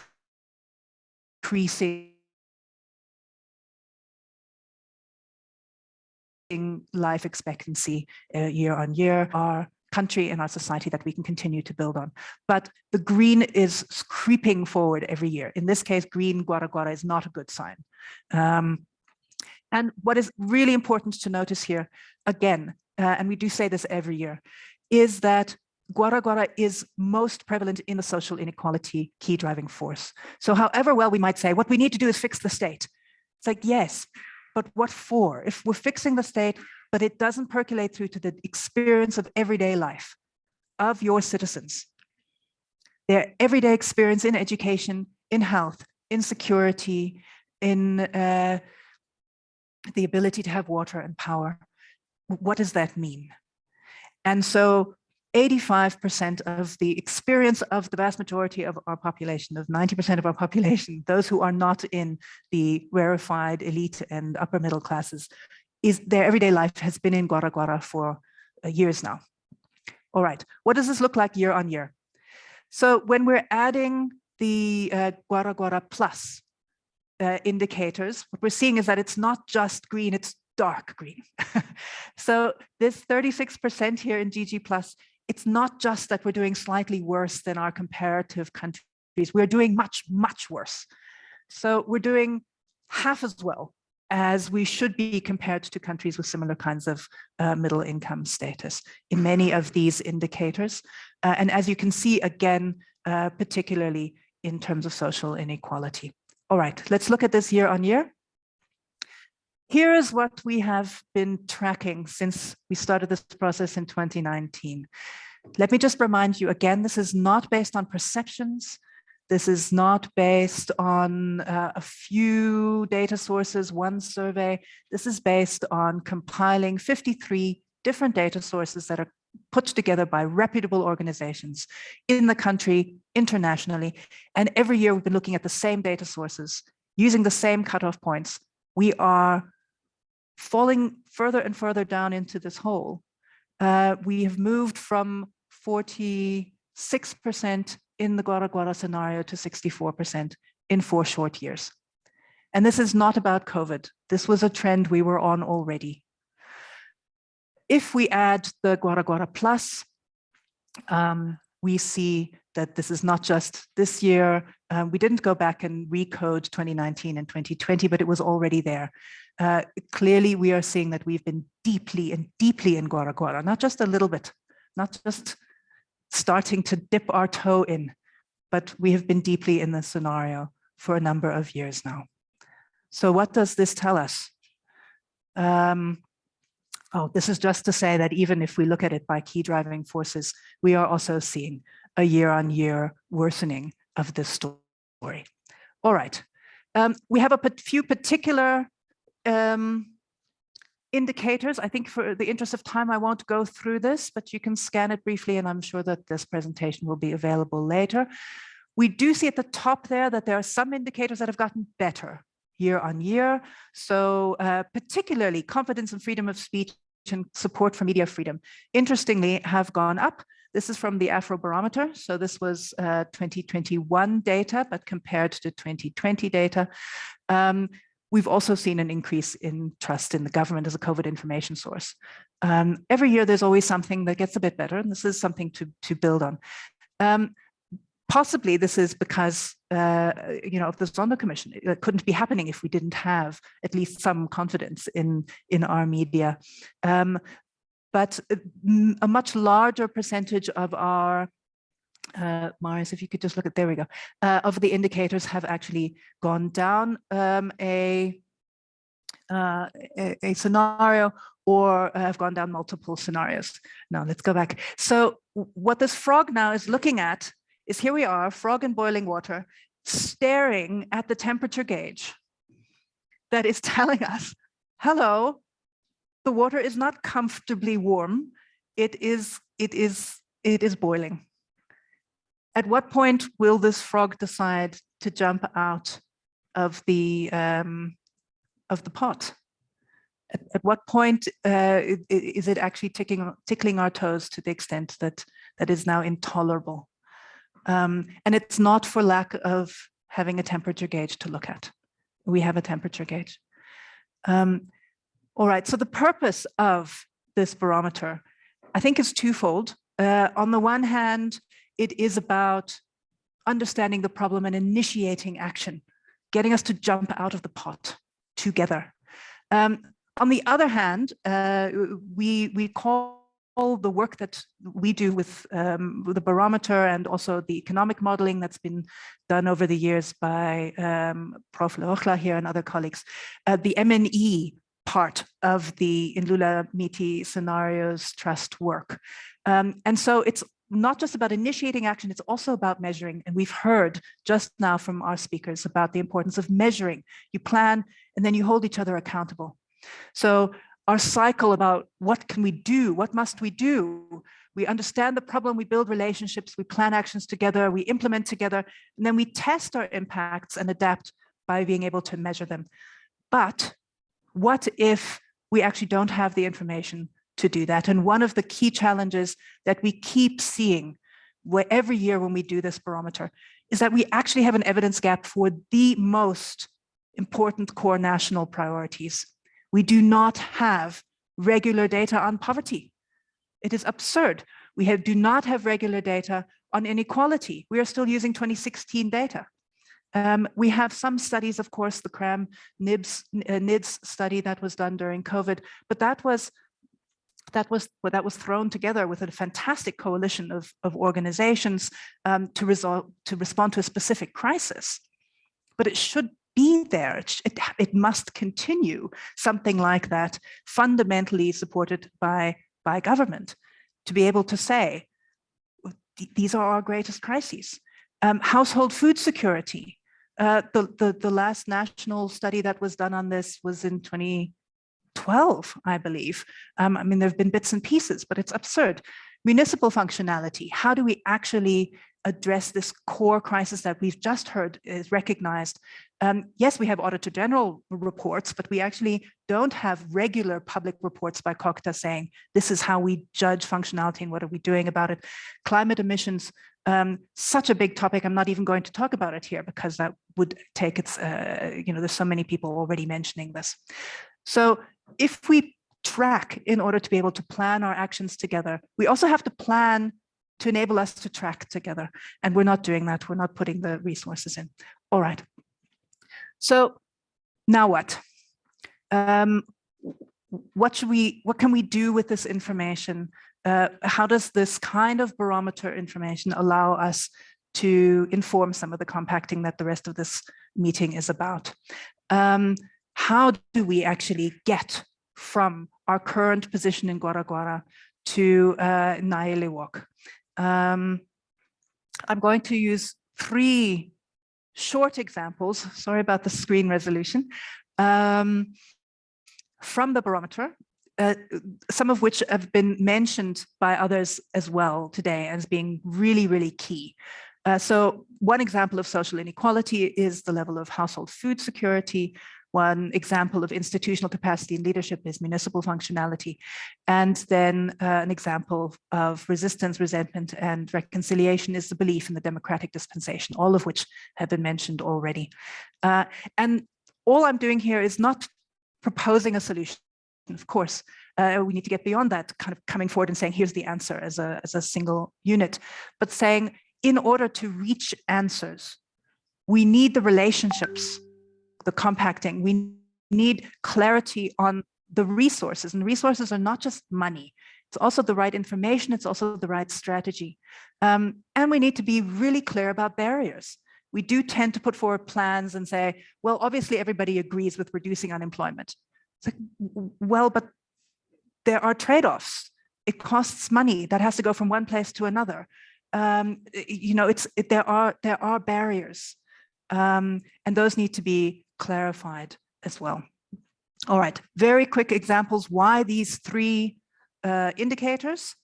So all 3 of them, we've seen a major decline over the period that we've been measuring. So food security from 5.7% to over 15%, certainly much worse in many parts of our country. Municipal capacity has slumped unbelievably over the years.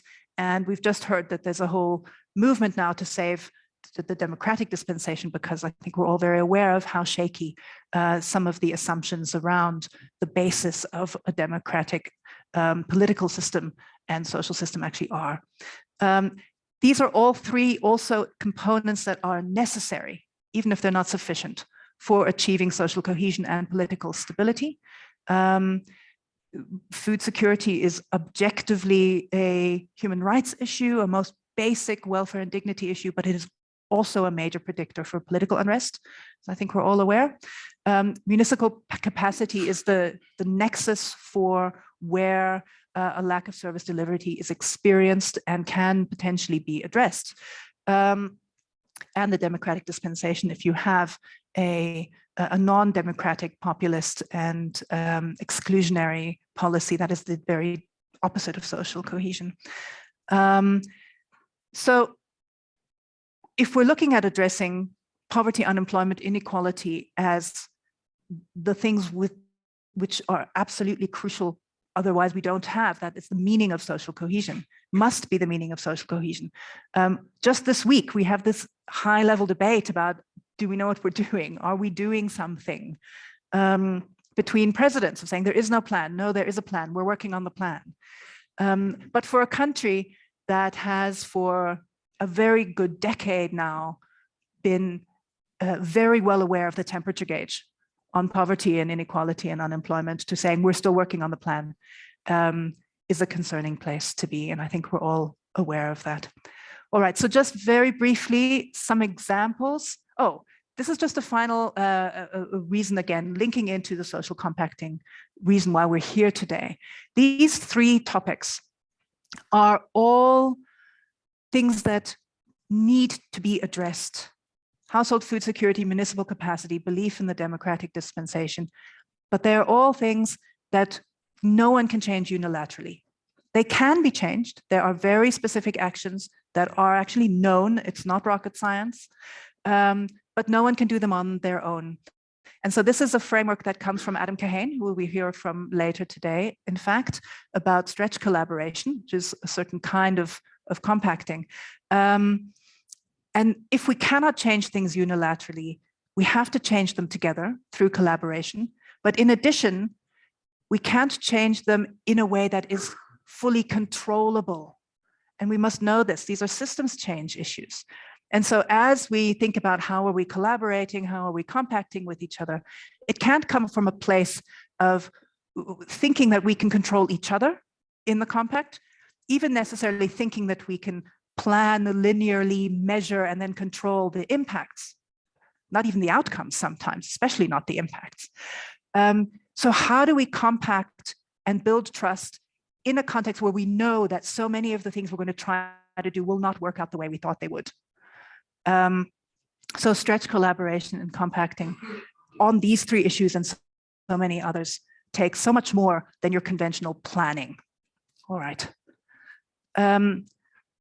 So I think to bring us back in time and to go back to the rest of our proposals, this is just very briefly, if we are compacting around household food security, and many people are, there is a national plan, there is a national committee, there is a civil society movement building around food security. Many, many people are aware of this and are working on it. But do we all know that 1 in 4 South Africans is going to bed hungry every day? Do we know that? Is everyone in this room aware of that? Is everyone in the streets aware of that? Of course, the people who are experiencing that are aware of that, but is everyone else aware of that? That this is a country with, you know, the richest square mile on the continent sitting in Sandton, but we have 1 in 4 people going to bed hungry every day. Do we know who is responsible for dealing with this? So yes, there is a multi-departmental committee.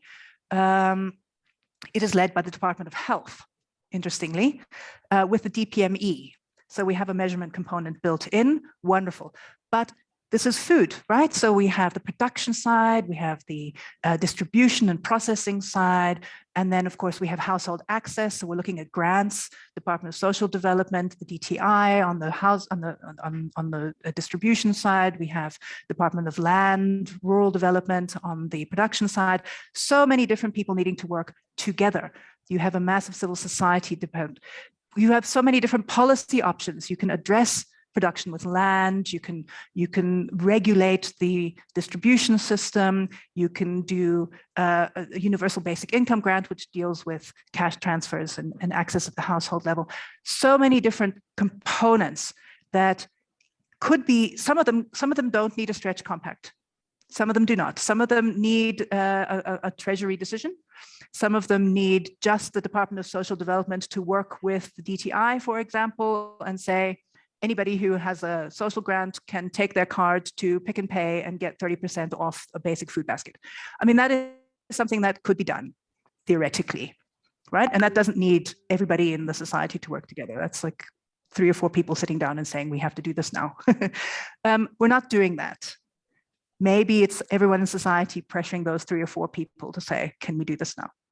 And then, you know, what are the barriers?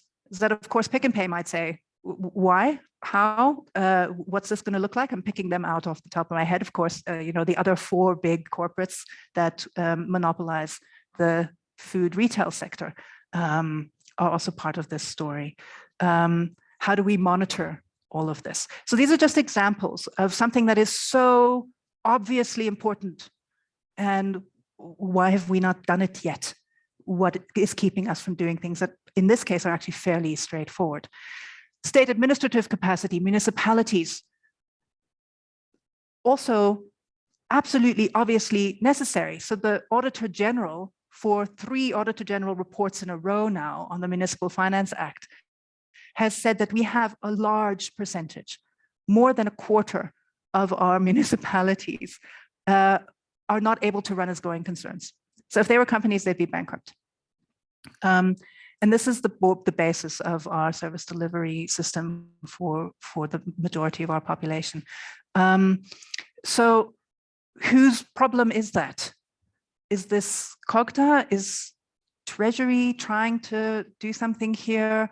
What is the role of civil society and what is the role of the private sector in addressing municipal capacity barriers? I think this is also a big question mark, a big challenge. In mining areas, you have many collapsed municipalities, but very big capacitated corporates. How can they work together? It's a really big challenge and a big question mark that I think everyone's breaking their head around. What is the solution? There's discussions about centralization in districts. Others are saying actually you need to properly decentralize and give municipalities a real accountability system and some authority over their resources, which they currently don't have.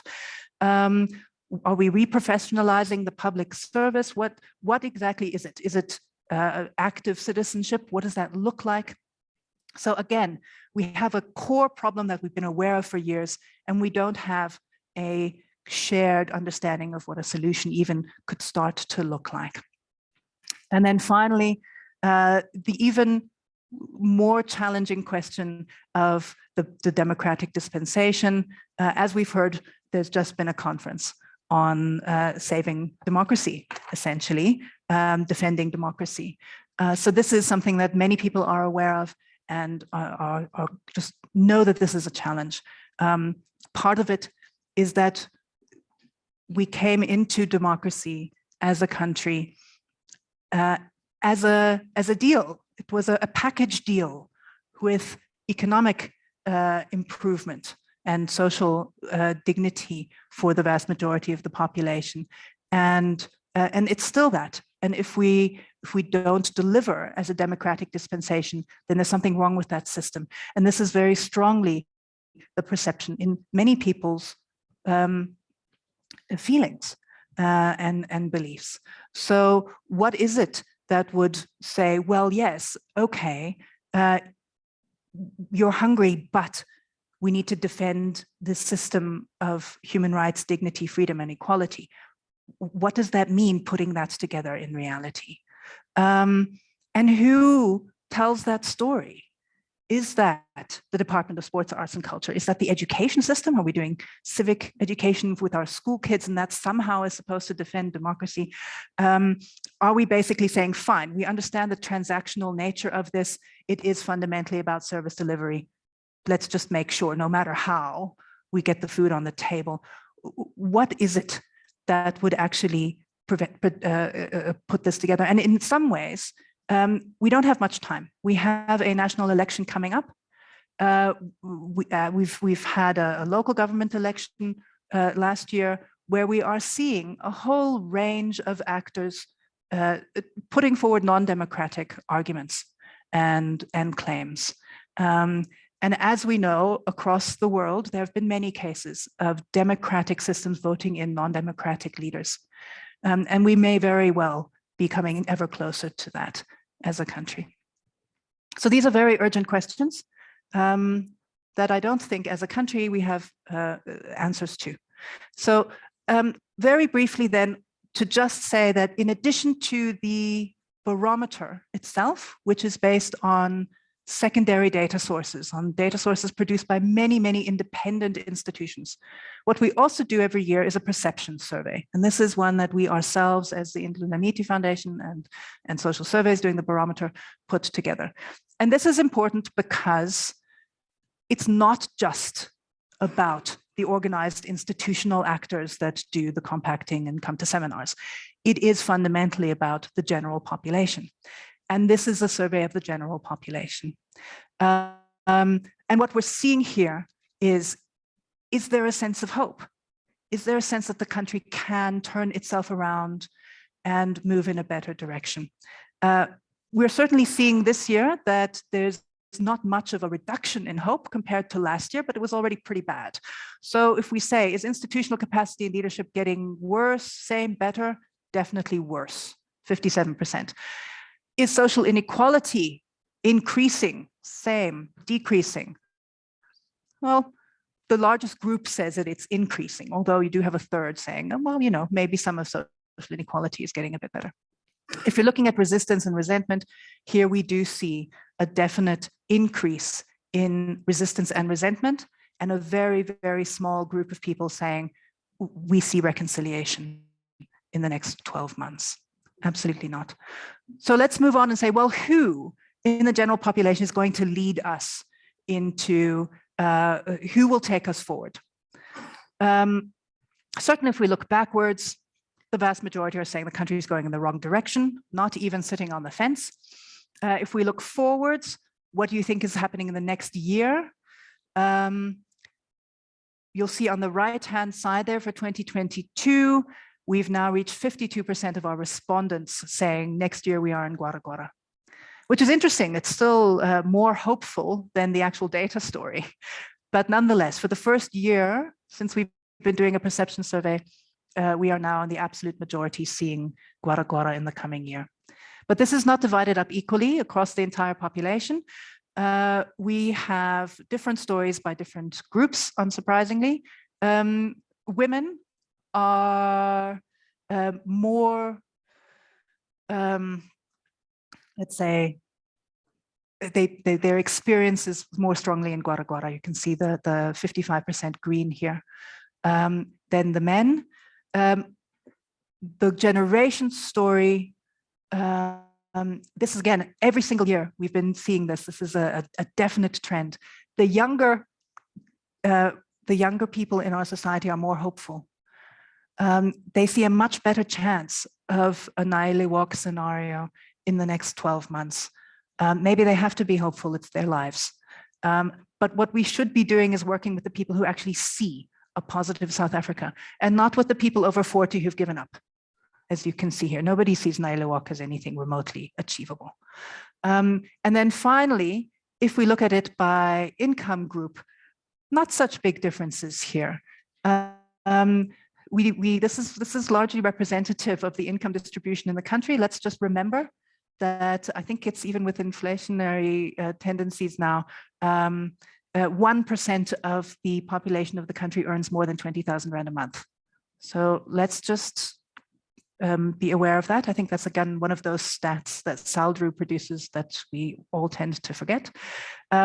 So, you know, the population earning less than 3,200 Rand a month, minimum wage, that's where we're at, right?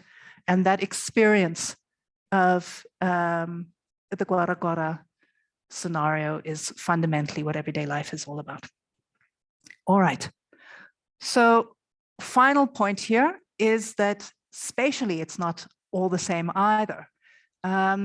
If we see where all of these provinces are compared to the national grand total on the right-hand side there, we actually see that some of our smaller provinces that we would usually write off as being really difficult and not much worth paying that much attention to at a national level, right? So the Northern Cape, Mpumalanga, Limpopo, they're actually much more positive about the next year, that we've got a good chance of finding out ourselves into a better scenario than the national average. There's a much larger yellow bar at the top there. Whereas unsurprisingly, perhaps KwaZulu-Natal is more pessimistic than most. I mean, they've had a really bad year. So province by province, there's different kinds of hope and different kinds of opportunities to build on here as well. So the question I want to leave you with and take us back into the rest of the social compacting conversation is how do we get from here, from this place, from the 64% in Gwara Gwara, 32% in an even worse scenario, how do we get from here to a socially cohesive South Africa? Thank you. Thank you so much for that, Tara. It's quite a grim picture that was painted there. Year on year, we keep slipping deeper and deeper into Gwara Gwara. But as indicated at the beginning of the session, that the purpose of today is to not just leave you with this horrific story, but to actually start thinking about ways to mitigate. How do we restrain this drift towards Gwara Gwara, or something even worse that we still do not have a name for? So leading us into the next session, where we're going to ask you, in particular, the ones who are joining us remotely on our Zoom platform, to help us to brainstorm, to chart a way forward as a way of co-creation. And leading this session will be Dr. Marius Oosthuizen from GIBS, who also sits in our Indlulamithi Exco, and he'll be leading us with a question that will determine what a homegrown social compact would look like on the basis of these results. Thank you. Thank you, Kolelwa. And let me say, as I get set up here for a second, that we are very aware of the very lively conversation that's been happening in the chat. For those in the room, there are about 160 people online. And so, you know, in these COVID times, we would have loved to have those warm bodies with us in the room and feel like we're having a social compact, but we're very much aware of the conversation taking place online. What I would like to do as we have this next 15 minutes discussion is to frame the discussion against the backdrop of a piece of work that we've done in Indlulamithi that we refer to as a guiding document on social compacting. What we did is we went around the country with a group from Indlulamithi. We had 9 dialogues with very diverse community members from across society, asking the question, what would a social compact for South Africa look like? What would it have to look like? What would it have to focus on? What would be the inhibitors to such a compact? And really got a grassroots sense from South Africans on what they think such a social compact could look like. Now, what we'd like to do is to get your input into that question by using a tool that some of you by now, if you've been in COVID, like we all have, you'll be very familiar with this tool. It's a tool called Mentimeter. And what this tool is going to allow us to do is to get your responses and your comments, and in just a minute, we'll send you into your discussion groups. But to get us using Menti for the discussion, I've put a question on the screen here. It's going to get more clear in a second as the network catches up. What you can do on your cell phone or on your computer browser is go to the website menti.com, menti.com. And when you get to that website, it's going to ask you for a code. The code that you are going to need is on the screen there. It's 36283082. And we're going to be using an open-ended question for our discussion.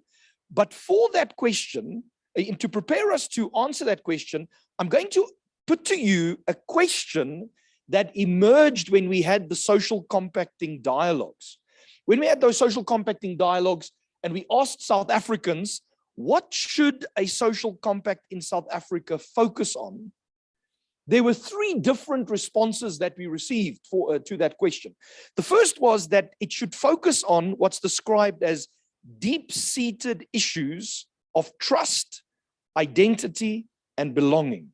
And this word that kept coming up associated with trust, identity, and belonging was the word trauma. There was a statement that South Africans have historical trauma, post-apartheid trauma, inter-community trauma, but not only that, but there's present tense trauma being inflicted on the society when your municipality doesn't pump your sewage out of your municipality. That is a traumatic reality to live in when you experience violence and crime. And so there was one sense that a social compact for South Africa must focus on this issue of identity, trust, and belonging, and deal with this trauma in our society, which often gets referred to as a pressure cooker or a fire that wants to start burning. The second one was that it needs to focus on the material issues arising from socioeconomic realities, which is another way of saying it's about security. We mentioned water, food, energy security, mobility, economic mobility, and inclusion or inequality. And so there was a view that said, if we're going to have a social compact, it should focus on those material issues. There was a third view that said, actually, no, our real problem is what might be described as multi-stakeholder alignment or coordination. At a technical level, it's about the mediation of interest. The problem we have is that we can't find each other. We don't know how to work together. We can't align our interests. So what I'm asking you here in this first question, as we prepare for our breakout discussion, is if you had to signal the urgency and the importance, the relative urgency and the importance of these 3 things, where should we focus our social compact efforts as a country? Should we have a compact or compacts about trust and belonging and identity and trauma? Should we have them about material issues, socioeconomics, which is about jobs, and infrastructure rollouts? Or should we have compacts that are about how we work together, which is about local community compacts, municipal compacts, issue-based compacts, finding each other, coordinating our efforts. Now, you can see as you're giving your responses, we've got at the moment 16 of those responses. I'm expecting those who are online, these responses to come through very quickly. And what we're going to do in a moment, I'm going to reflect on what your responses are to this question. And then what we're going to do is we're going to break out into groups of 5. If you're online, you're going to be in a 5-man, 5-woman, 5-person discussion group.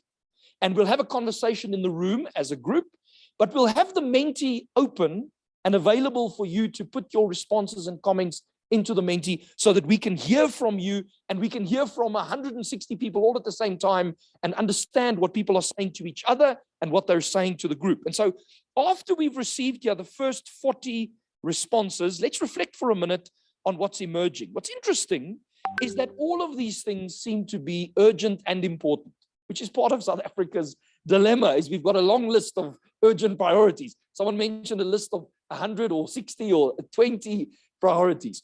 However, what is emerging is that the material issues are not only urgent and important, but they are more important and more urgent. Now, this is, of course, the judgment of the 46 people that have responded.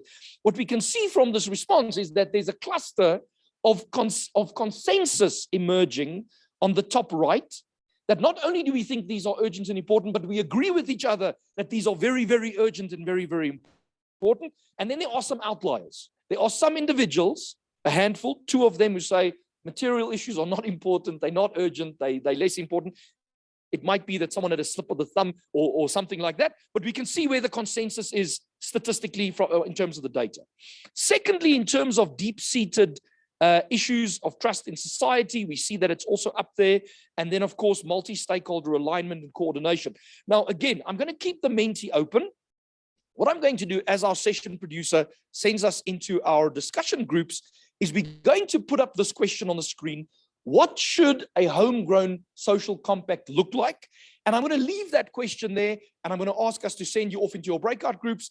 If you're online in a breakout group, we'll call you back in about 10 minutes, 15 minutes, have a discussion. Remember to post something in the Menti. And if you want to give me a thumbs up when you've sent them, we'll start our conversation here in the room. Thank you. So colleagues, as the online participants go into their discussion, and it'd be nice to hear some of their voices, not only see some of their text messages, let me open the room for our discussion here. What should a homegrown compact in South Africa look like? What have you gleaned from the discussion so far? Who would like to comment? Who can I pass the mic to?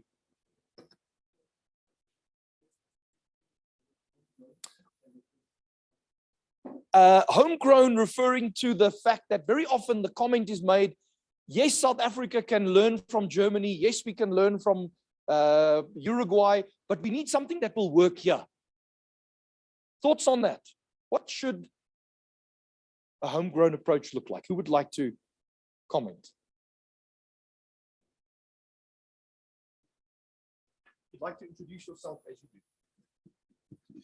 Thank you. This is Jacob Mashishi from COGTA, Cooperative Governance and Traditional Affairs. Just to reflect on the question, but also generally on the discussions that took place earlier.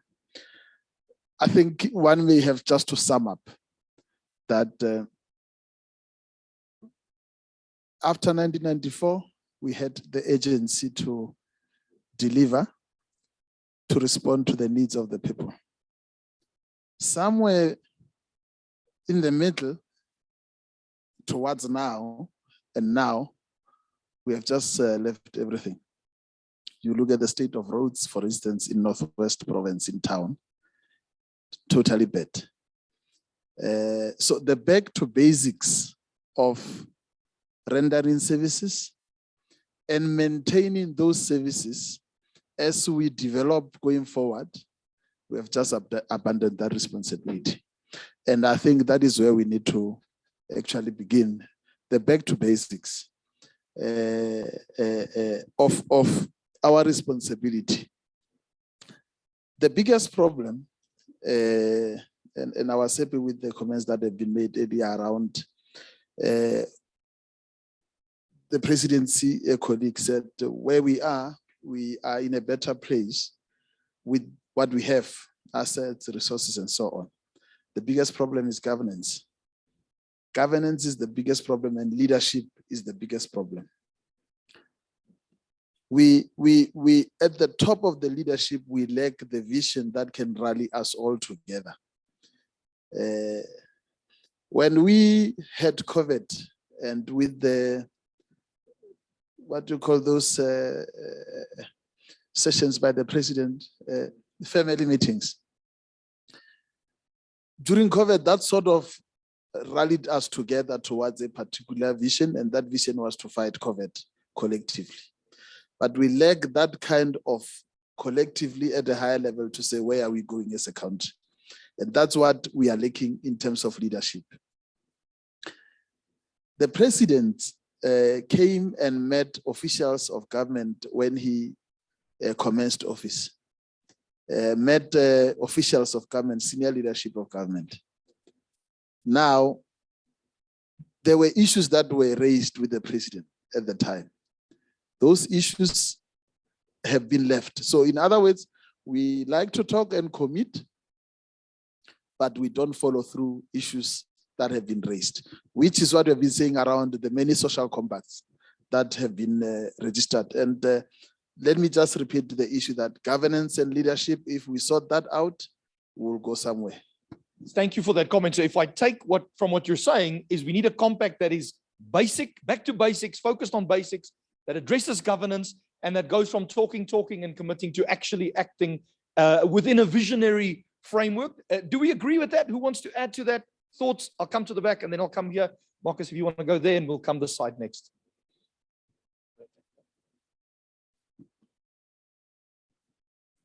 Thanks so much. I'm Dinky Dube from the Public Service Commission. But just to take on his point about going back to basics, certainly from me, from the public service perspective, it will seem that the professionalization should be one of the small steps that should be taken towards the homegrown social impact. But building state capacity, because when he mentions governance and leadership, is really about state capacity. But I do have a question in my mind that if we are seeing the decline in the hope and optimism, and certainly the move towards GG+, is that going to be enough to arrest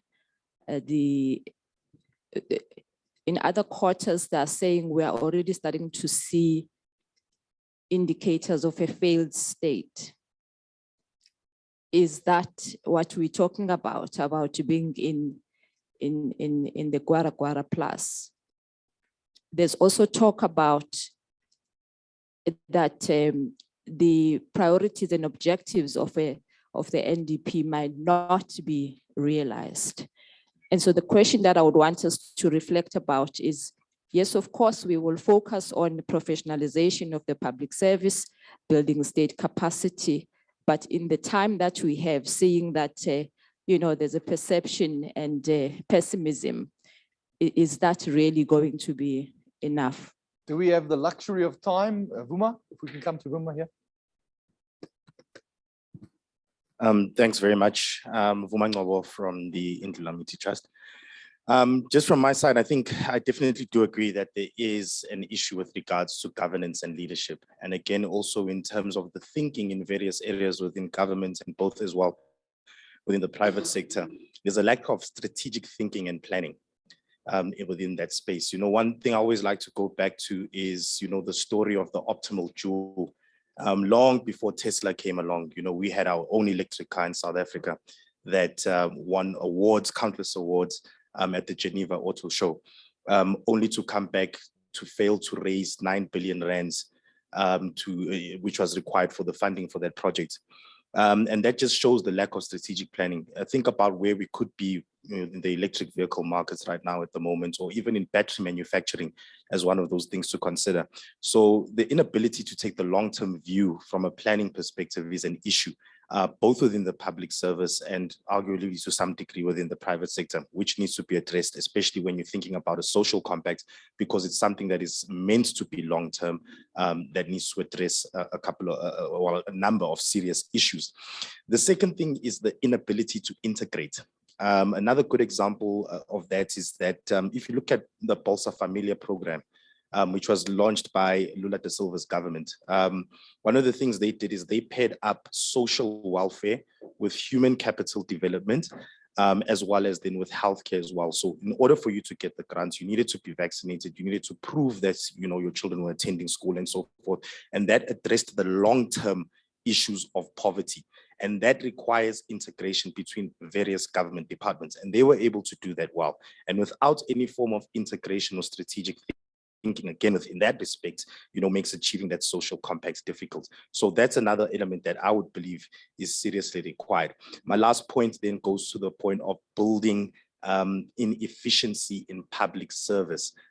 It's great to we develop a lot of plans within a lot of government institutions, public institutions, private institutions, and so forth, but the implementation is not there. And that again ties back to that institutional and leadership capacity within that regard. So I think subject matter experts within the right place to do the right things at the right level is what would make a serious difference in addressing that or building that homegrown social compact. Thank you. Thank you, Vuma. At the back, and then we'll come this side. Thank you. My name is Klandu. I was watching, I heard earlier on somebody mentioned the social compacting around electricity.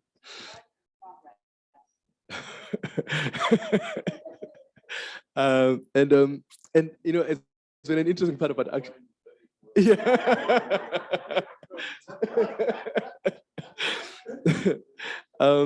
And one of the things that's interesting about that social compacting, especially electricity, right? Because I think everybody agrees we have a crisis. In many other areas, maybe we may not agree, but there we do. And there's this thing about obviously the private sector. And I thought one of the interesting things as I was listening to the president speaking, I thought I listened very carefully and what people were commenting.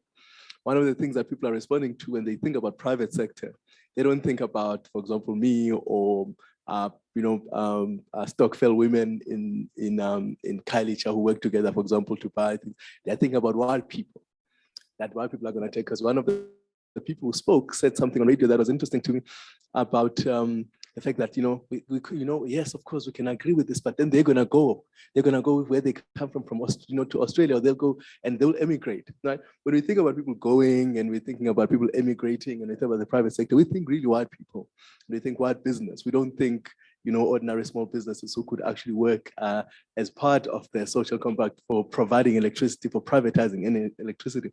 And that makes me think about this thing about social compacting is probably that one of the first problems is also just even in the words when we're discussing what it is that we're thinking about when you talk about agreeing on electricity provision, on privatizing, all of those words mean something. And I think we are still maybe there. So it's difficult for me to actually start thinking about how are we going to actually compact, because actually people call this trust, but I suspect it's more than just trust. You know what I mean? Because trust is maybe somebody you are already with and you may trust them. We're so far apart even on what we might be, but I'm raising a problem rather than obviously what it would look like. But I suspect it might have to do with something about what we mean to each other in terms of actually how we compact. So there may need to be some conversations before the compact conversations to understand what we all mean by what we say. Marcus, if we could come this side and then Kolelo also had a hand. Hi, Michelle. My name is Michelle. I think what Jacob said earlier, is correct, this idea of governance and leadership. But I'd like to suggest that when we think of governance and leadership in a social compact, we think of multi-sector governance and leadership. So we don't simply think that this is something that needs to take place in government, but it needs to take place across all the sectors. And we do see leadership. I mean, there was that very interesting example of a woman who may be teaching children in an area. She is leading. So if we're going to look at a social compact, we need to start to join the dots on who's doing the leadership. Critically, what I would add to that is this idea of transparent communication. We spoke about our president talking and communicating his way through the COVID experience, and that was critical. I don't believe that we have enough communication, which is transparent, And I think a social compact has to be about transparent communication, one. And on a personal note, I would not call it family meetings. The president is not our uncle.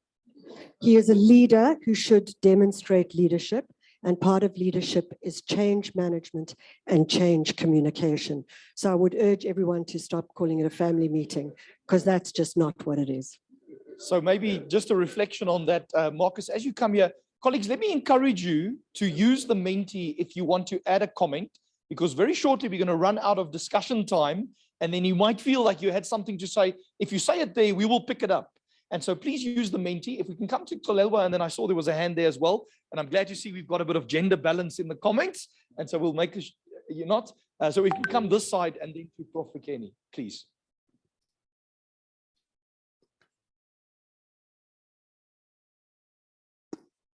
Hi, good morning. My name is Kusum Kalyan. I just want to raise two matters here. I think we need to acknowledge where we are and why we are where we are. And I listened to a lot of commentators recently, and I think we're missing a point here.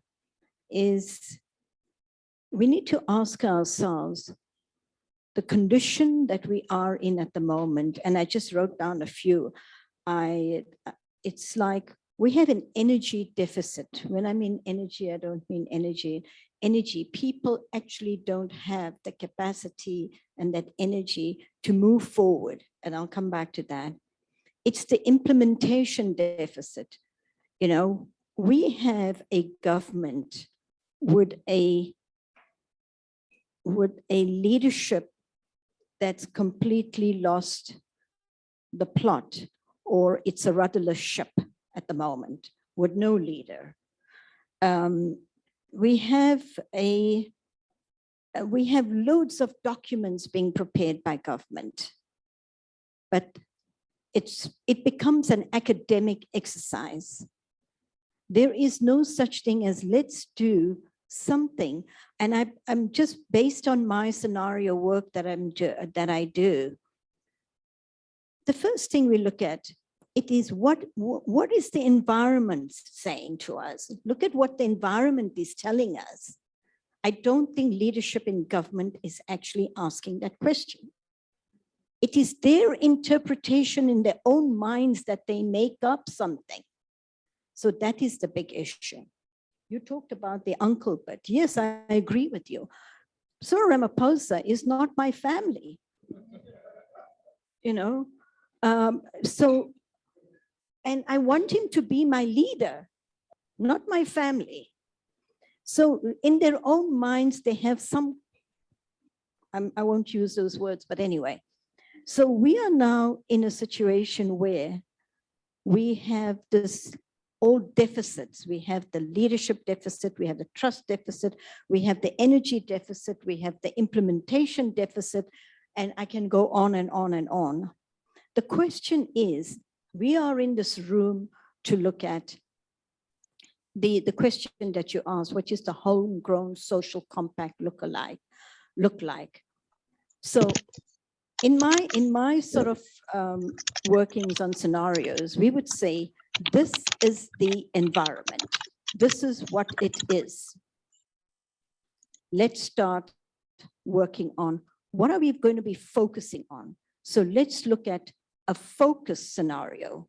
And here we're going to call it the focus social compact, where we say we have issues related to poverty. We have issues related to electricity.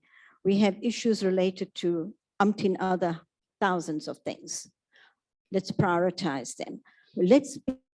Because we cannot give one big social compact that the president is talking about, you know, and then expect things to happen. It will never, ever happen in my lifetime. I can guarantee you that. I know you want to stop me, but I'm not going to allow you to stop me now. At some point, I'll have to stop you, but please conclude your remarks. These things, I think we're missing the point, Marius, here. We need to get to the bottom of this. You know, I said to someone the other day that we are in a bottomless pit at the moment when it concerns security, safety in the country. Right? We are in the bottomless pit. I made a list of everything. I'm on a business chat group, and this is what I talk about. We are in a bottomless pit. So the question for, I mean, my thoughts are coming from a strategic implementation background, scenario background. Let's look at a focused approach on the social, what the social compact, your question on what it would look like. And the key issue then is you plan for that for 5 years, not more than 5 years, because things change rapidly, with clear strategy, clear plans, implementation, time frame, and people's who's going to be responsible. In that social compact, the focused social compact, and you're going to have many, it will be an inclusive compact with people from government, private sector, civil society, leaders from wherever. So it's important that we focus on the issue and where to from here, because otherwise I really don't want to see us talk shopping anymore. We need to actually hold the leader accountable. We should be knocking at his door and holding him accountable, like he promised in February at the State of the Nation address. In 100 days, I will produce a social compact. It was words. It sounded very good to him in his own ears, but not to us, because he has not delivered. So what I'm saying is that— Because I'm going to have to stop you because there are others who have to speak. So if you want to wrap up. I understand. But these are the things that I've said. I'm saying this publicly. I have become very vocal in South Africa, which I did not want to, especially in the communities where I am involved with. There are social compacts that we are involved in communities. So if that is already happening, what the hell are we looking at the total social compact that the president is going to present to us? Thank you. Thank you, Kusum. I'm going to intentionally come here to Prof. Kenny. His hand was first. And I want to be aware that those who were in the breakout rooms are back, and we're going to wrap up shortly to go to tea so that we can try and make up some time. So Prof. Kenny's comment will be the last, but if you want to add, please use the Menti and we'll reflect back on that. Well, thank you very much, Marius. I do think that if I listen to the speakers, and what concerns me most is that one word we do not mention. What has been missing? What has been missing in the country, given what we have, is just that one word: honesty. We've been so dramatically dishonest. Each enclave has its own truth and logic universe. Now, I think if we are thinking of a homegrown solution, we should balance between this notion of South African exceptionalism and lessons from elsewhere, because it could mislead us. But we also have to take into account the bulging population of people we do not include in these spaces, the informal sector of the economy, and the unemployed.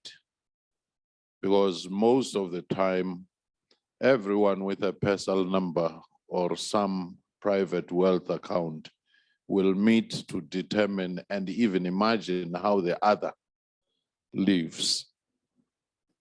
So to me, how do we do that when government and leadership is suffering from such an acute legitimacy crisis to have convening power? You remember in 1989-90, we had the same problem where we said, de Klerk, yes, you are in government, but. And then lastly, how have we focused our minds to produce something better during those CODESA negotiations, during the production of RDP, during the World Cup, and during COVID, no matter how short that was, and begin to say, how would we sustain that, and so on. But at all material times, ask who benefit the most from the status quo, that they are not so sure of the new proposed space. For example, when you say professionalized public service, who is likely to resist? Who is likely to lose control out of this anarchy? Because for some people, this anarchy and crisis is part of their business model. Thank you. Thank you, Prof, for those comments. Prof. Padi, I'm going to have to hold you there. Colleagues, we are due for a tea break. What we're going to do is we're going to shorten the tea break to only 10 minutes. Those in the room are going to have to be very prompt so that we can be respectful of those online who are having a quicker tea break than us, because there's no one to talk to at their house, which is the horrible part about not coming to GIBS. So we'll break now at 10 minutes, and we'll start promptly at 5 to 12. Thank you.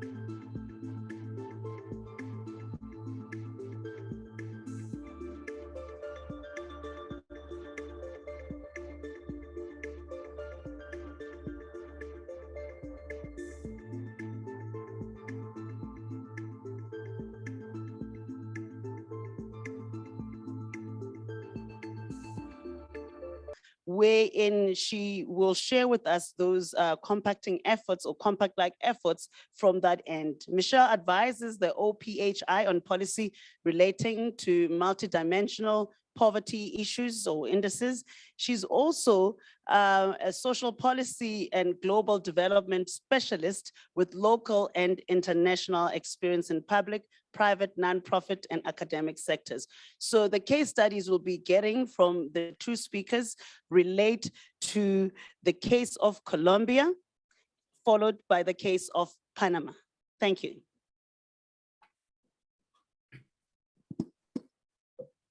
So we're very pleased to be talking to Adam Kahane as part of our social compacting dialogue here at GIBS. Adam, thank you for taking the time. Of course, you're well known in the South African scenario scene, having spent time with the Montfleur process quite some years ago and being involved in a number of ways through RIOS and other work that you've done. But you've also worked around the world thinking about engaging stakeholders, using scenarios, using other forms of engagement to unlock greater levels of cohesion and cooperation. If you'd like to share with us from your experiences what we can learn as South Africa. Well, thanks, Marius. And actually, the sequence is quite important in that my first experience with this work was in South Africa in 1991, and I emigrated to South Africa in 93 and married a South African, and have been in South Africa half the year for the last 30 years. So it would not at all be an exaggeration to say that my initial learning about all of this work, scenarios specifically, but multi-stakeholder dialogue and pacting more generally, started in South Africa. And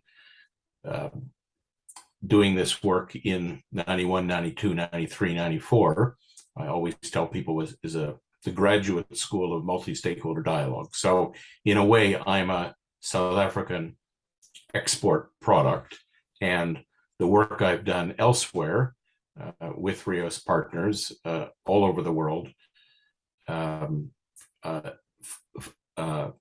came directly from that South African experience. And in Latin America, in North America, in elsewhere in Africa, in Europe, in Asia, all had its roots in that first South African experience, the Montfleur process, as you mentioned, and then many years later, the Dino-King process. So I guess that's maybe the place to start, which is I've never claimed that the Montfleur process had a huge influence on what happened in South Africa, although I think it made some contribution to the economic thinking of the Mandela government, primarily through Trevor Manuel and Tito Mboweni and other members of the team.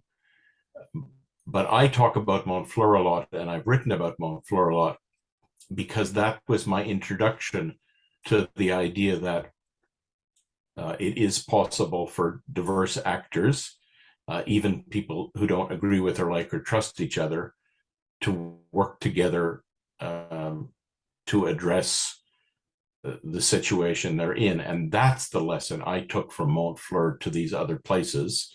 And in that context, scenarios are a means to an end.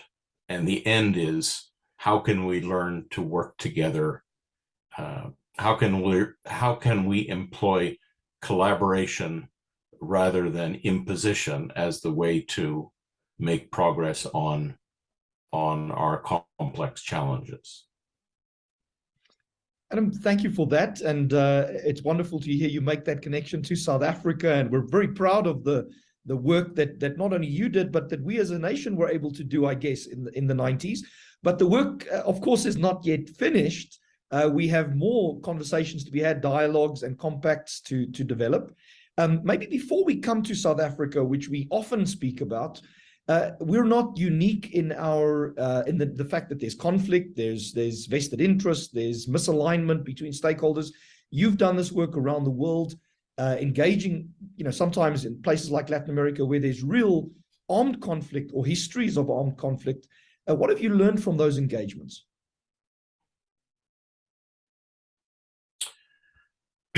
Well, let me talk a bit about the Colombia experience, because I've worked there a lot, and it was the first big experience I had after moving to South Africa and after the experience at Montfleur. But if I come to the conclusion at the beginning, is that I don't know of any easy or straightforward or guaranteed or permanent way of making progress on these issues.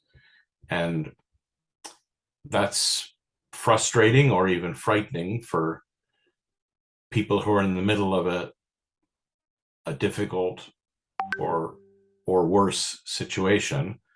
But I was thinking about it in preparation for this call, and I can't think of any examples where people had a dialogue or a pact and then it was sorted. I think a more realistic way of thinking about it is, we have issues, we deal with them, and then we have another set of issues and another set of issues, because differences of perspective and interests are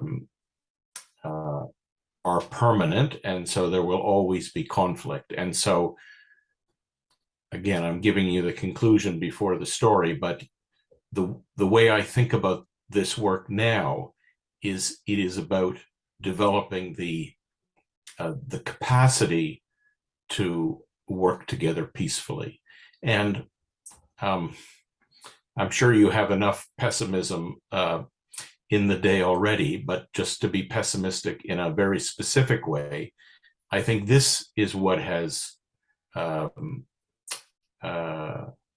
disappointing to me, or maybe that's not the right word, disillusioning for me, that's the word I'm looking for, about having lived in and had family in South Africa now for 30 years, is that it's not that there are issues or problems or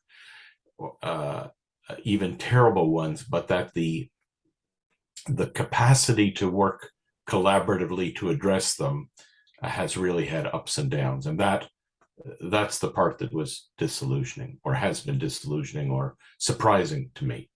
So sorry to give you the conclusion before answering your question. I have worked in Colombia since 1996. It was actually President Mandela who recommended to Juan Manuel Santos, who at that time was not in government in Colombia, that the Montfleur or the scenario process, the Montfleur experience, might be useful in Colombia, which at that time was in the midst of a very difficult armed conflict. And the work that I was involved in Colombia in 96, 97, 98, based on Montfleur, was a dialogue process that involved all the actors, including the armed actors. And that was, I think, the first and maybe last time that all of the actors, government, business, civil society, trade unions, church, and the armed guerrillas from the left and right participated in such a dialogue process. If you fast forward 20 years, in 2016, Juan Manuel Santos was now the president of Colombia, and he was awarded the Nobel Peace Prize.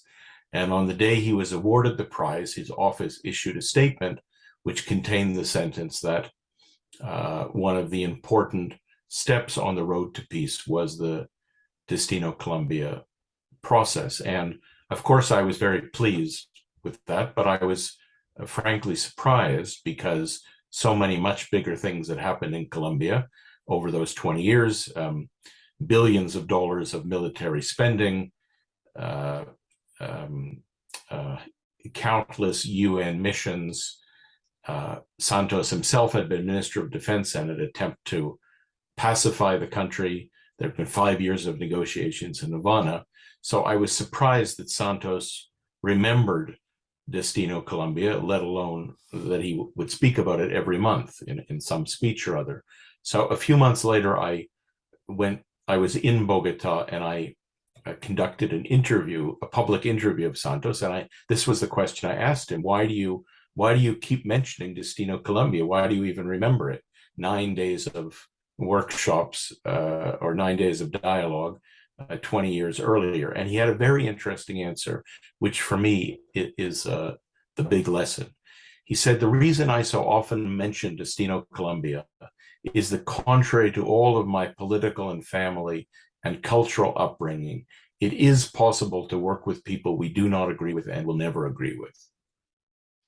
And the reason I consider this such an important articulation is that sometimes people think, I think naively, that, well, we'll get together, we'll have a workshop, we'll chat in the coffee break, we'll have a drink, and we'll find it was all a terrible misunderstanding, and actually we agree.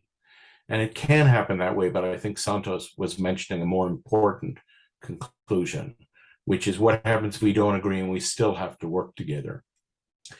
And the example he gave was very interesting. He said, when I met Chavez, the president of Venezuela, it was obvious to both of us that we would never agree. We were from opposite political tendencies, and yet we were presidents of neighboring countries, and we had stuff we had to figure out together. We had to live together. In English, the word we use for this is coexistence, but in Spanish, the word they use is convivencia, and it has a subtly different meaning, because convivencia is the same word. It's used for living together, like a couple living together. And that's not living together is not the same as existing together, at least. And so this idea that, look, we're sharing the same space, we're going to agree on some things, disagree on other things, but in a certain sense, we can't escape from each other. So how can we make it work? So this, for me, is the primary question, which is what is an approach which enables convivencia rather than either some people leaving,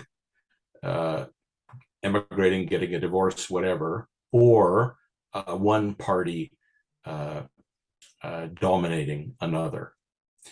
I know I know the seminar today is focused on the scenarios that you have built, but in this context, I think the Dino King scenarios are still instructive, because I think these three scenarios are still important, I guess in South Africa, but certainly globally, which is the scenario of walking apart, which is just going in different directions and retreating into different lagers and being in conflict, maybe violent conflict with each other.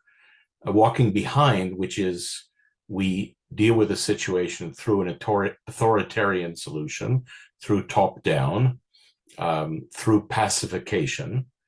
And the third is walking together. So I'm interested in what's the formula or the processes that enable convivencia or walking together. Adam, that's absolutely fascinating, and thank you for sharing that. I guess two things that you've said really struck me. The one is this willingness to work with people that we don't agree with, and perhaps in a very realistic or pragmatic sense, understand that we're probably never going to agree or fully agree. But the other thing that you mentioned is 9 days of dialogue. You know, South Africa has had many talks. We've had talks about talks, and we've had people saying we're tired of talking. Talking is not working. We need something different to talking. But yet, talking does seem to play an important role in unlocking the ability to coexist in a constructive way. What would you say to that? What is the process of compacting under conditions of ongoing disagreement? Well, let me say I'm not an expert in compacting per se. In the Latin American context or the Spanish-speaking context, the example people mention most often is something called the Pacto de Moncloa, which was a pact agreed to around the time of the arrival of democracy in Spain. And that's a constant reference point in Latin America, in that a political transition had occurring, I can't remember the chronology, and a pact was made, an agreement was made. And so, and the reason this is on my mind is I've just come off a phone call with colleagues in Colombia, and the new president, Gustavo Petro, has proposed such a pact in Colombia, where, notwithstanding the peace treaty, there remain many very difficult problems, like everywhere. And the word he uses is a binding dialogue. So I heard, when I heard this word, it caught my attention, because this isn't the way I learned about dialogue in South Africa. The idea is we would talk and we would be committed morally or legally to act on the agreements made. And I guess so I just want to differentiate between just chatting to see what we can agree on, and then we'll each do what we feel, what we want to do with the results, and processes which are binding in some sense. And so maybe South Africans are more used to the former than the latter. I don't know. I guess there are South African examples of binding dialogues.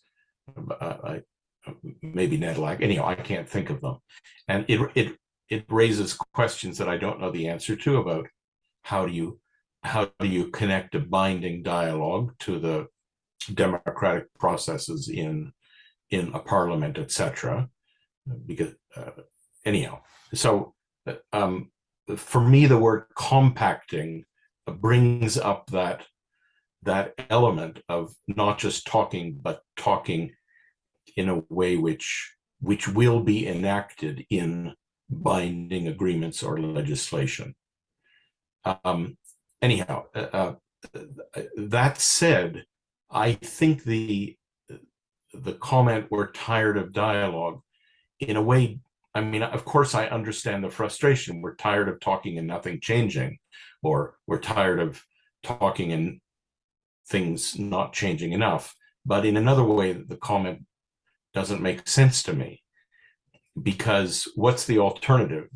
The alternative is somebody imposes their solution on somebody else. And whether that's the military, like in Myanmar, or a duly elected presidency, like in the United States, people who say, "Why can't we just do something?" usually mean, "Why can't we just do what I want everybody to do?" And so, if you have the legitimate authority to impose or enact the solution that you want, then go ahead. But normally the reason for these kind of processes we've been talking about is that even if somebody does have the legal authority, they can't succeed in making it work. And I think this is something that people don't understand well, that you can have the legal authority or the moral authority or the guns or the money, but that doesn't mean you can necessarily make things the way you want them to be. And therefore, it's in such contexts that we need to work with others, and working with others involves talking with others. And if we just want to talk and each do what we're going to say, then that doesn't take very long. But if we want to talk and have it enacted or implemented by one or all of us, then that's not a straightforward process. So I guess I'm saying I don't know what the alternative is. Adam, you've written a number of books. One of your books talks about facilitating breakthrough, and so in these conversations, very often they lead to a stalemate. They lead to some kind of dead end. I know that in the Rios language, you often refer to the system getting stuck in some kind of stuckness that defines the environment. And certainly in South Africa, there is a sense that economically or socioeconomically, we've been stuck now for a while. Some of it's self-inflicted, but some of it is about an inability to get the social partners together, moving in a shared direction. Your thoughts on how to facilitate breakthrough, what we might learn from that? Yes. As you say, I've written 5 books on this subject, and it's the same book over and over. I've only had one idea in my life, but it's a good idea. And it's the idea that I learned at Montfleur, or I learned in South Africa in the early 90s, which is that it is possible for parties for diverse parties to work together and address areas of common concern, which is something that most people don't know is possible. So my books have all been about that. And this most recent book was trying to talk about this from the perspective of a facilitator. And maybe the most important idea in that book, is to redefine the word facilitator, not to mean the person who stands at the front of the room next to the flip chart, or that in the middle panel of a Zoom call, but so not a professional role, or not a job, but a role, and a role that anybody can play. And the role is helping people work together to effect change. And that the misunderstanding is that facilitation, 1, is not a professional job, and 2, isn't about workshops per se. It's about the whole process of helping a diverse group work together over time to effect change. So that's the definitional point in the book. And the more technical point is that there's two ways of doing that, two conventional ways of doing that. One which focuses on, let's be one team, let's agree what we're going to do, let's find a way forward together, which is the dominant way of facilitating, which I call vertical facilitation, which focuses on the unity of the group or the system.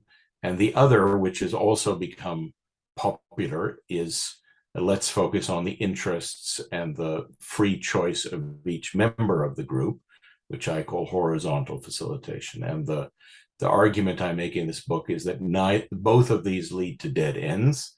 And what's required is to do both thinking about the system, the group as a whole, and thinking about the individual members of the group and moving back and forth between these. So this may be too technical an answer, but I was trying, partly as a way of repaying the debt from my teachers, most of them South African, Louis van der Merwe, Ishmael Mkabela, other great South African facilitators, to try to say something about how exactly do you do it. And so this book articulates a new theory and practice of this kind of facilitation. Thank you for that, Adam. And certainly I'm sure some of our participants will want to get their hands on a copy of that. Maybe one final question from me. You did mention your roots, I want to say in or through South Africa. Thinking about your vertical and horizontal facilitation, we have tried some of these things through NEDLAC in a fairly top-down, formalist, social partner dialogue format. We've tried others, through civil society, church groups, and others in community, engaging at a more local level. But let me maybe ask you the personal question. What is your hope for the South Africa that you would want to see, and the path that we may take if we did all of this right, if we had found the magic dust, the fairy dust, to sprinkle on our problems and move together through these kinds of tools that you describe? What would the best case scenario of that look like in your mind? Well, I was just facilitating this last weekend in an American city, and one of the community organizers, a very remarkable man, said to me that this isn't magic, it isn't fairy dust, it doesn't involve a fix, it's miraculous in that it involves a change of heart. So the very first trip I made to South Africa, which was in early 1991, before Montfleur, somebody told me the following joke, which I suppose you've heard, which is that faced with our unbelievably difficult challenges, we have two options, a practical option and a miraculous option. The practical option is we get down on our knees and pray for somebody above us, God, the president, the CEO, whatever, to come down and fix this for us. The miraculous solution is that we continue to meet and talk and work together and find a way forward together. So I've told that joke, that South African joke, around the world several hundred times. And it rings true because this idea that somebody above us can fix this for us is lots of people hope for that. And so I guess my hope is that I don't want to say rediscover, because that would be too pessimistic, but that South Africans can breathe life into, again, that miraculous option, which I know we have the capacity to do because I've seen it with my own eyes, but it has been weakened in the 30 years since I first heard that joke. And so that is my hope, and I think the kind of conversations you're having today are an effort in that direction, which is why I was keen to be able to contribute even through this recording. Adam, thank you for taking the time to contribute, and let me say thank you for what you continue to do, not just in South Africa, but around the world, through the important work that you do. And there's a lot in what you've shared. You mentioned it, some of it being technical, some of it is about the method, the how, but there's also some of it which, as you say, is about the heart. And I'm really left with that one concept of a binding dialogue, and perhaps we need to start to have those binding dialogues. So thank you once again.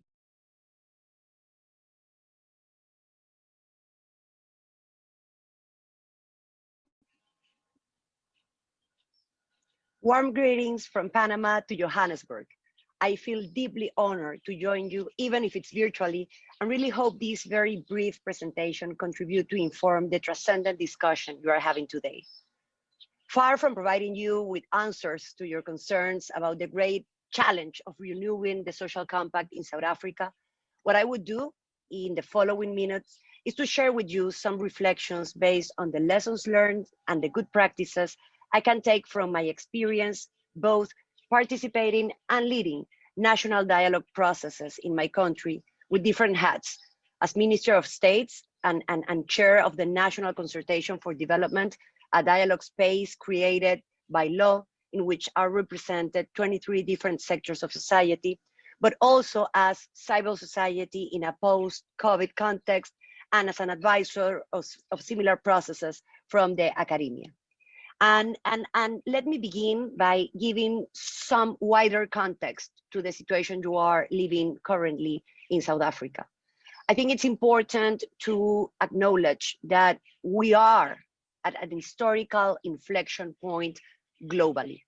The wide array of interlocking crises threatening the stability of our polities, the well-being of our people, and the future of our planet are a clear evidence that our social contract is broken around the world. And these cracks in the social contract are doors to arbitrariness, abuse of powers, both enormous barriers to meet our own and real demands as a society. And when a social contract is broken, we have no direction and no common narrative as a country. We lose the possibility to trust each other and the chance of dreaming together and shaping together a common destiny. Challenges such as unemployment, inequality, environmental degradation, social fragmentation, political polarization, corruption, are all symptoms of a broken social compact and outdated economic systems that have prioritized financial gains of a few at the expense of people and planet. However, the good news is that moments of crisis can often serve as opportunities for change, but this won't happen by itself. We need to turn the challenge and the crisis into an opportunity for change. And the challenge goes way beyond fixing a broken compact. We need urgently to completely transform our economic systems.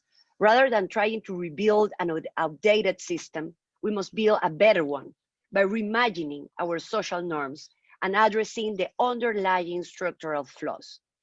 Transforming the economic systems is a highly complex challenge, characterized by high uncertainty regarding what will actually work, high disagreement on what should be done, emergent outcomes, both positive and negative, feedback loops, unpredictability, unclear cause and effect relationships, and more. And this applies for your context, to my context, and to many other countries in the world at the same time. And this begins by a fundamental shift in the mindset, strategy, and execution relative to more linear problem-solving approaches typically employed in addressing well-defined bounded problems where cause and effect are well understood. And as I mentioned before, South Africa, as in Panama, we are in times in which juncture meets structure.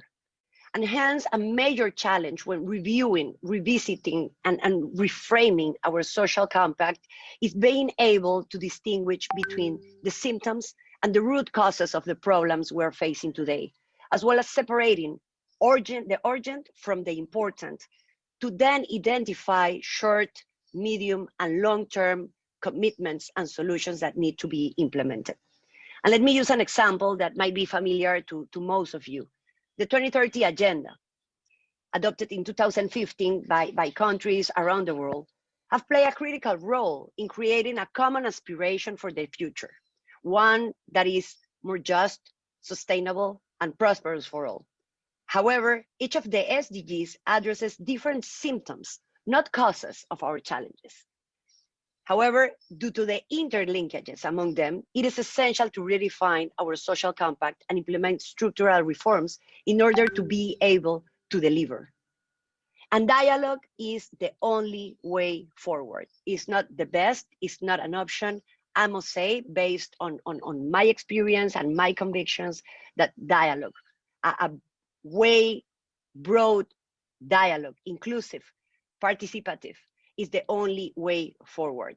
In this regard, I will share some main takeaways of my experience leading and participating from national dialogues, trying to reach a better social compact for everyone. And a first lesson is the importance of reaching an alignment, an agreement towards a common objective. Based on this, we can start crafting step by step our vision as a country, our own narrative as a country, that narrative that touches every single citizen, making them feel part of a same system, of a same structure.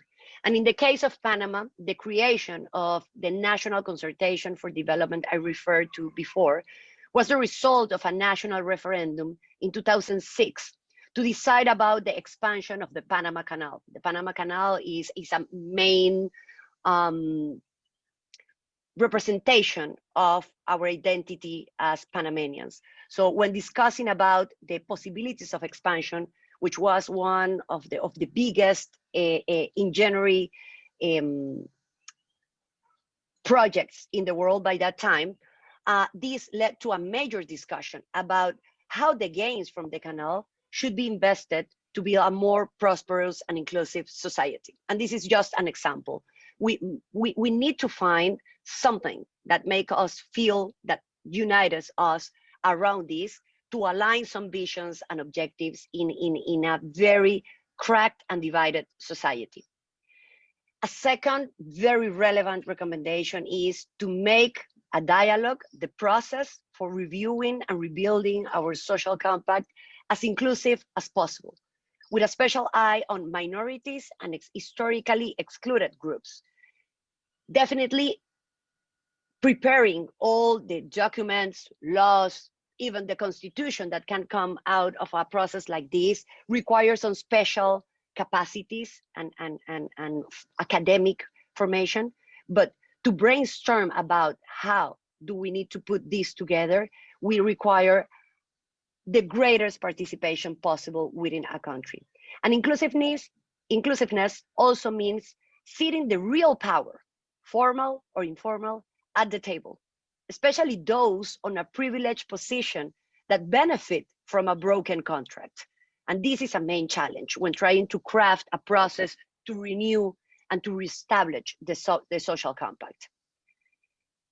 A third point would be to ensure representativeness and legitimacy. And this is a very sensitive point that implies a call to all sectors of society to organize themselves, not only to choose who can or will represent them in a process of this nature, but what are the mechanisms to report back and to enable decision making. Next, I would say building trust is also essential. And for this, the figure of and the role of a facilitator is key. A facilitator that is recognized from all sectors of society and that gives that respect to facilitate a major process like this is important. But also for building trust, it's important to have the humility and the individual and collective mea culpa, considering that we all have some degree of responsibility with the reality we're living within, but also the capacity to contribute to the solutions of our national challenges. And in some specific contexts, concrete agreements or commitments from government ahead of the dialogue can help start building this trust. Then I would say it is essential to agree in advance on the methodology, the agenda, the length of the dialogue, and to establish a qualified technical secretariat to support the whole process, providing evidence and all the supportive materials that you would need to make the decisions based on the evidence, beyond on the impressions that the different participants of a dialogue may have. And in this sense, doing your best to keep a systemic approach to the challenges we are facing is also key. A systemic approach that integrates the economic, social, and environmental dimensions of the challenges we are facing instead of approaching them as separated issues is one of the challenges we have right now. And trying to introduce this approach and this view as part of this dialogue is also a recommendation I would do and I would make based on my recent experience. Also being transparent and keeping the country informed, keeping the different sectors represented in the dialogue, but also the larger community informed of the advances of the challenges faced in a periodic way is also important. And I would say an essential part of this process of building trust when the lack of trust is the norm in most of our countries. And despite the lack of credibility in governments, I would say it is much better to have the government on the table rather than not having it. If possible, it would be good to have all the different branches of government on the table and also having all the political parties represented.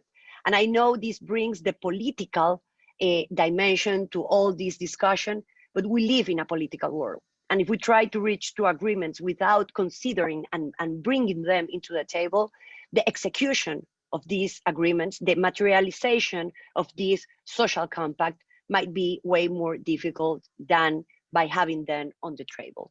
And this will also contribute to the continuity and the sustainability and the viability of the agreements reached by a process of dialogue. Another suggestion would be to take advantage of technology to increase and ensure participation. We just had a great experience in Panama through a technological platform that enabled a massive participation from all the regions and all sectors of society without precedence. And I'll be happy to share with you some more details about this last process we experienced a year ago. With any of you interested in learning more about this. I'm not doing this now because I'm conscious of time, but I'll be happy to engage with you in a conversation and a discussion in the different aspects we're touching today, and any previous experience, either from my country or other countries I've had the chance to work with that might be useful for you, understanding that there are no one size fits all, and this must be an internal process that is unique for every country. However, the methodology, the technical part, the structural part of these exercises are things that can be reviewed and take into consideration based on other experiences.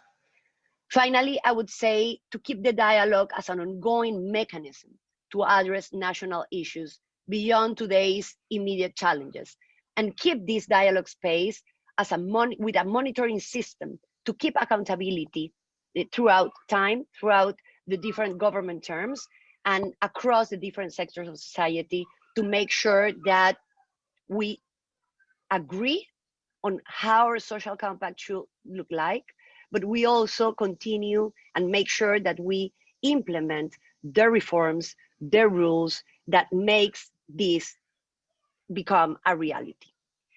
And I'll conclude this brief intervention with a final reflection. Instead of focusing on what others need to do, I think a great starting point would be start by identifying what each of us can do by answering one initial question. In this historical inflection point, what role do I want to play? What are the decisions and actions that would lead to the desired systemic consequences? What are the type of organizations do we need to put in place and enable and constrain individual behavior to materialize the new social compact based on a shared vision? What are the main elements of a supportive ecosystem to enable unconstrained organizational behavior? I would say I wish you all the best in this enormous but necessary challenge that you are taking on. And I hope soon I would be able to learn from your success, from your lessons learned, and from your best practices, because this is an ongoing process and you are on the right track by having this discussion. Thank you again for the invitation, and I'm really honored to have had the chance to participate with you from this important event. Thank you very much.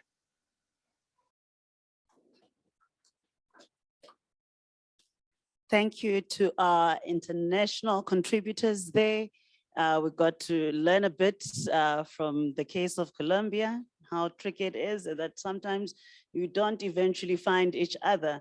And also we have Michelle, they're looking forward to our own efforts towards compacting, and hopefully they can also learn, as we have seen with the case of Colombia, where they learned from our Manfleur scenarios. We've had Rwanda also learning from our process of transition, the lessons learned from the TRC. Someone was asking about African case studies, and we did respond in the chat function that we've looked at the case of Mauritius. We've also looked at the case of Rwanda. And there are lessons there, but also being mindful of the fact that South Africa is also a human rights-based nation. So we need to be careful about how we then engage with the limitations of our rights. Now, we're gonna have to adjust the program slightly because we are running extremely behind schedule. We have a panel that was scheduled for 12 o'clock. And this is now a panel that's meant to engage with the idea of building this citizens compacts, because throughout the conversation this morning, we've been raising the issue of representation and how civil society, those who are unemployed, the grassroots, and also some members of society, like the informal sector, for example, when it comes to business, that are not part of the NEDLEC processes. To lead us in this discussion, we are going to be joined by Nishan Bolton and also Andrew Borain. And I believe they will be joining us remotely. We're going to try and tighten up because we're supposed to be finishing at 1 o'clock, and I think we've got about 20 minutes. We still are supposed to have a breakout session, but we're going to be doing that using Menti, and Marius will then come in to just tie it all up, because we don't want to lose the audience, and we still want to live up to the promise that we will have everyone co-creating with us. So without wasting any time, we would like to link to Mr. Nishan Bolton and also Mr. Andrew Borain, and we'll give them not more than 7 minutes each. Thank you. I know. Thank you very much, and greetings to everybody. And I'm glad that Andrew follows me because I think he's really got the current experience that you need to all understand. But let me just say this: there's a rich history of what you call compacting, but what I would call negotiations within this country. Throughout the 80s, you had civic organizations in every community of this country that would have been negotiating around some issue or the other with the local authorities of the time. In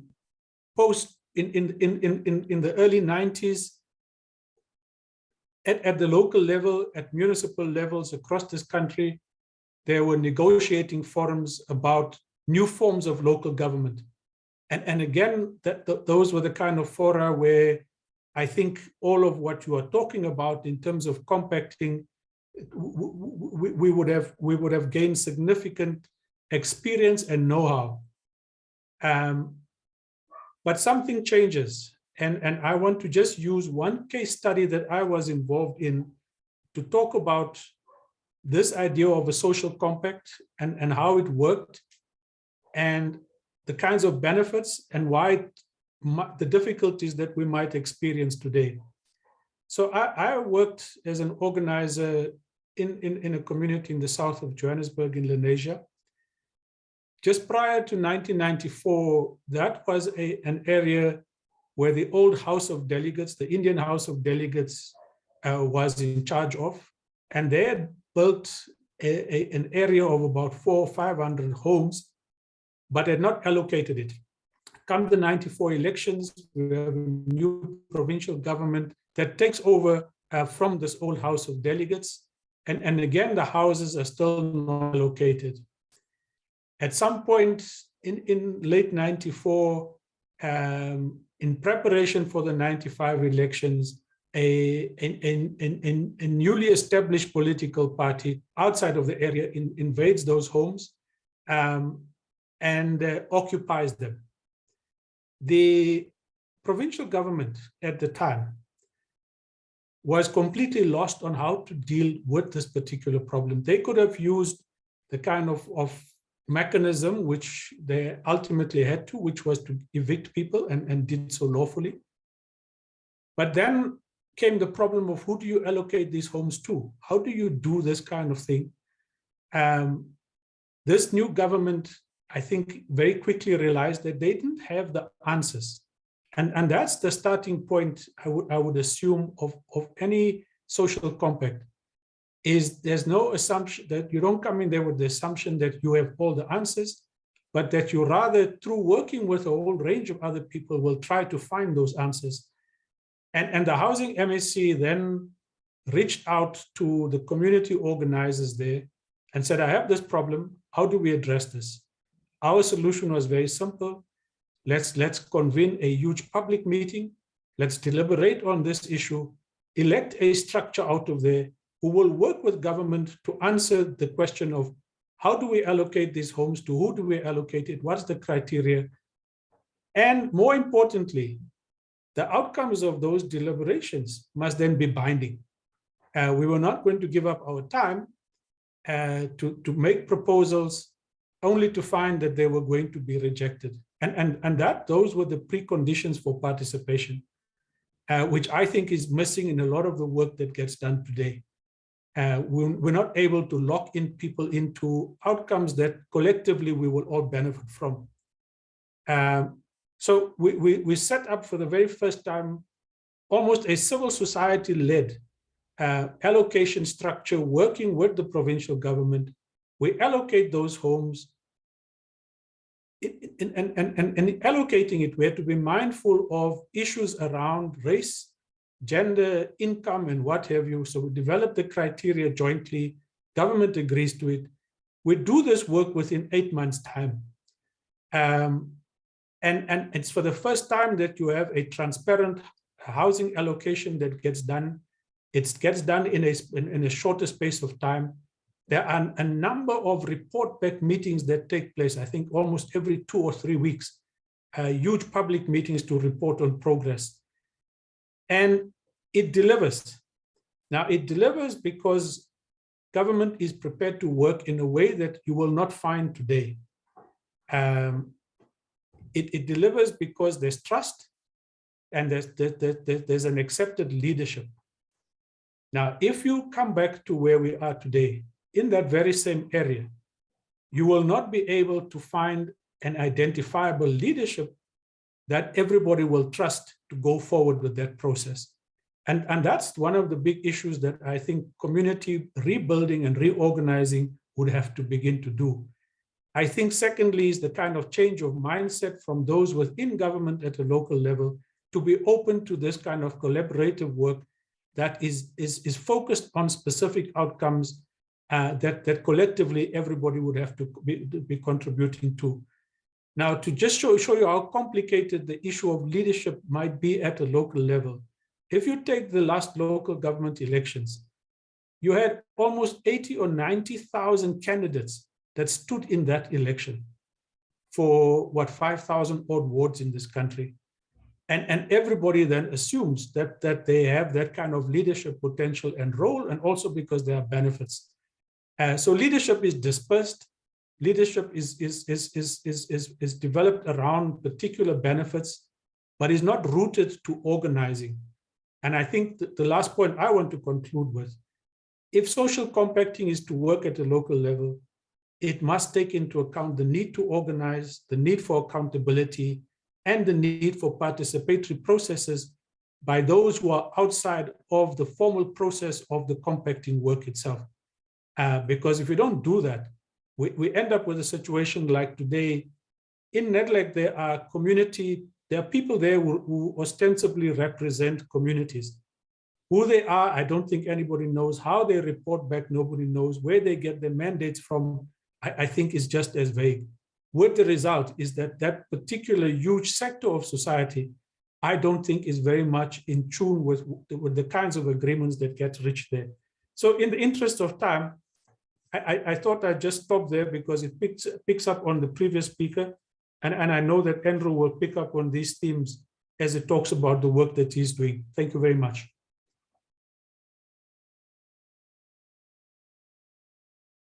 Thanks, Nishan. Chair, should I go straight ahead? I know that you've got a time constraint.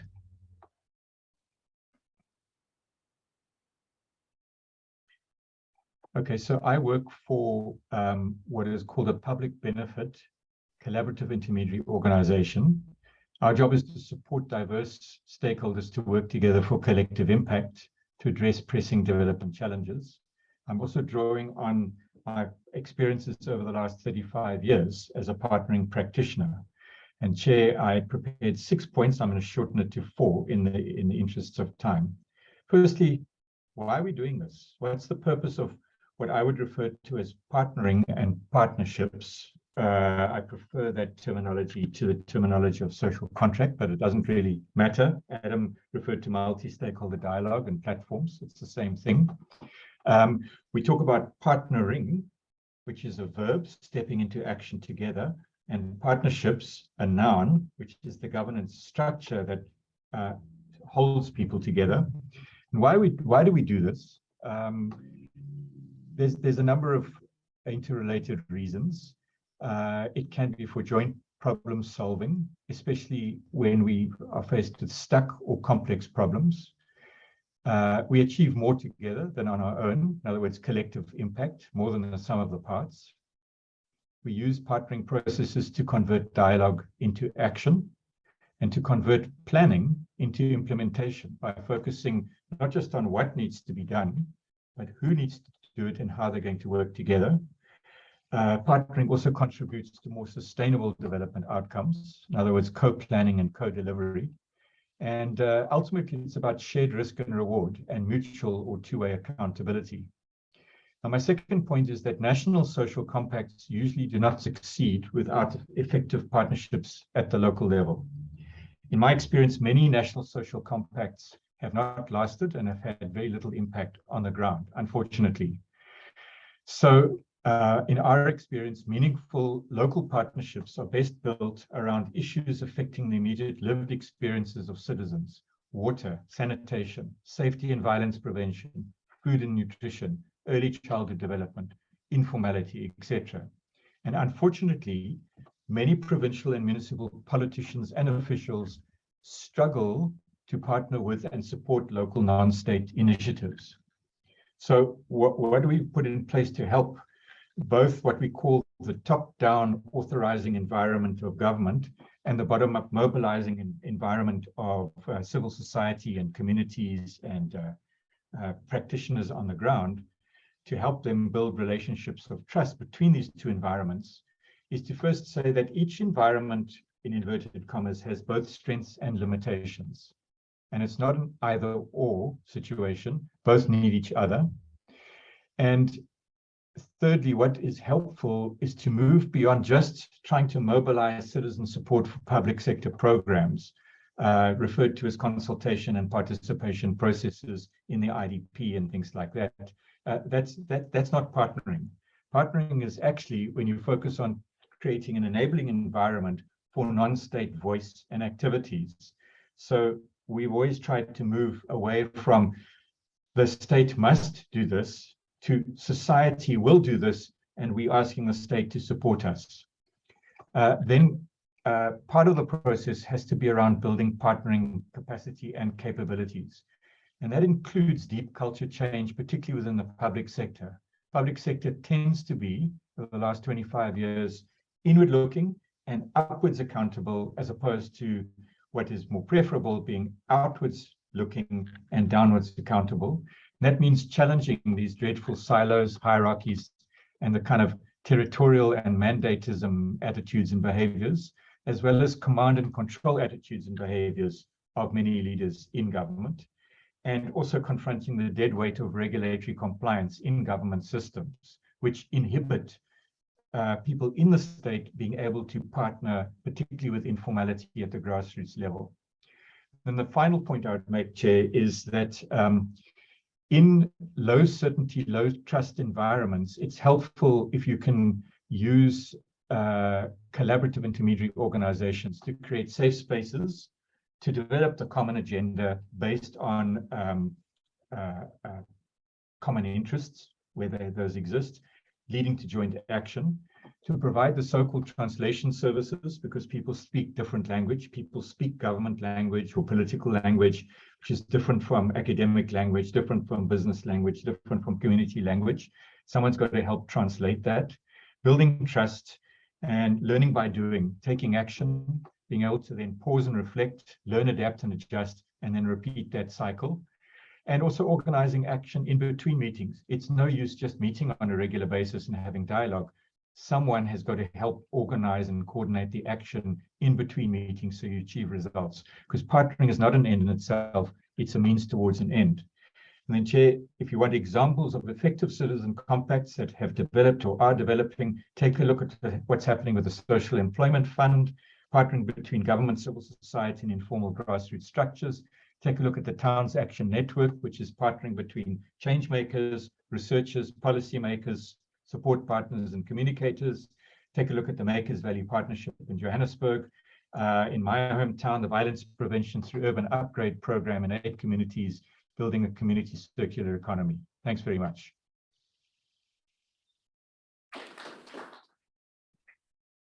Thank you very much. And that brings us to the end of our panel discussions. Thank you so much to Andrew, who is the CEO of the Western Cape Economic Development Partnerships. And also thank you to Nishan Bolton, also the Executive Director of the Ahmed Kathrada Foundation.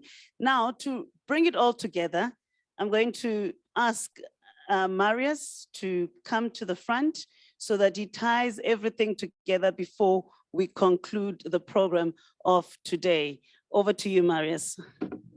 Thank you, Xolelo. Let me make sure that this microphone is working. So, colleagues, we have the very difficult task, which is to end a dialogue which has no end.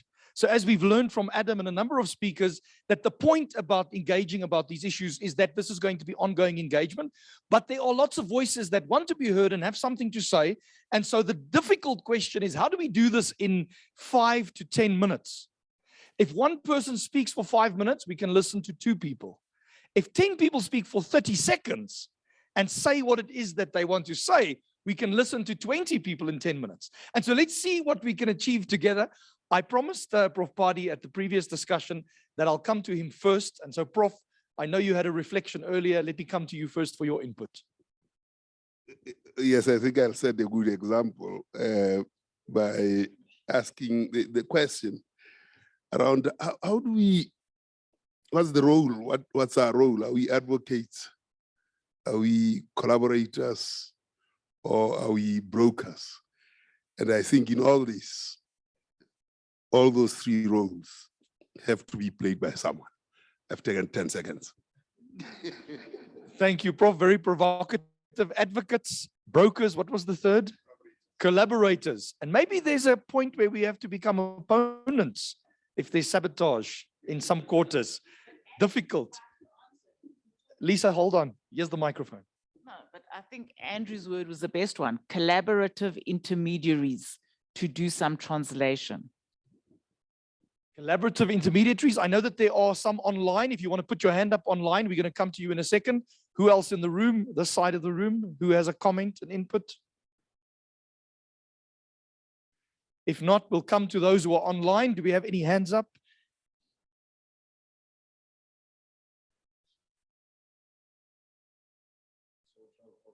if the family is broken? That basic unit. Can we have social compacts if the family is broken? Or maybe the different way to ask that question is, what kind of compact do you have in a broken family?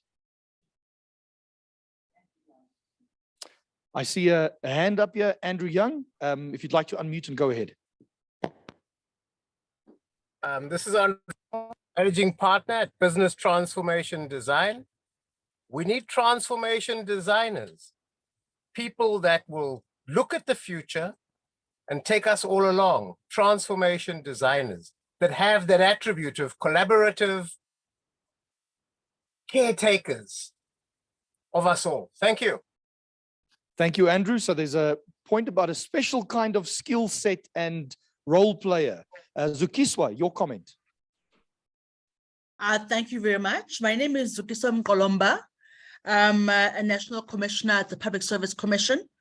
And my question has to do with, and anybody can answer it, it has to do with the financing of social compacts in terms of what is the division of the financial labor towards ensuring that social compacts are successful, and in particular in relation to stakeholders like civil society who might not be able to make a financial contribution.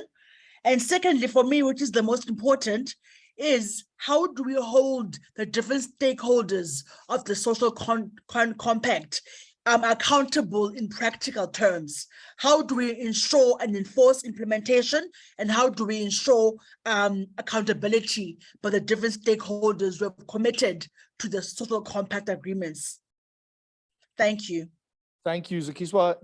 Important and difficult questions maybe to take into a next dialogue. How do we resource compacting and how do we hold individuals accountable? I'm going to give those in the room one more bite at the apple, and then I'm going to give back to the chair so that we try and stay as close to time as we can.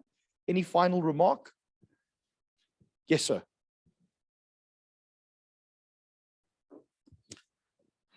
I think we need to start believing now in the quantum leap approaches. Red tape is killing us. Where we are sitting, as it has been said, we don't know what the people are expecting. Where the people are, there is that disconnect, and the only way we can reach there is radicalism, not in a political way, in a manner that will take us to where the people want us to go. And I believe some kind of quantum leaps in key areas of change may actually assist us to get somewhere. Thanks.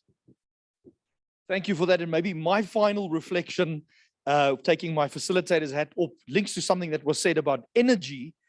Do we have the energy for this? And as you were describing that point about radicalism, I was reminded of the image of what happens in a classroom, in a school, when the teacher leaves the room. It's a matter of time before the energy that's in the room takes over that space and decides to create the chaos that it wants to create. And so if the leadership in society, from public sector, private sector, civil society, doesn't set the pace and provide the structure and set the energy, then maybe we find ourselves dealing with other challenges. Let me hand back to the chair. Thank you, Chair. Thank you. Thank you so much, Marius, for that quick intervention there and for saving us time. We were supposed to have concluded today's program at 1 o'clock, and now we are 4 minutes past 1.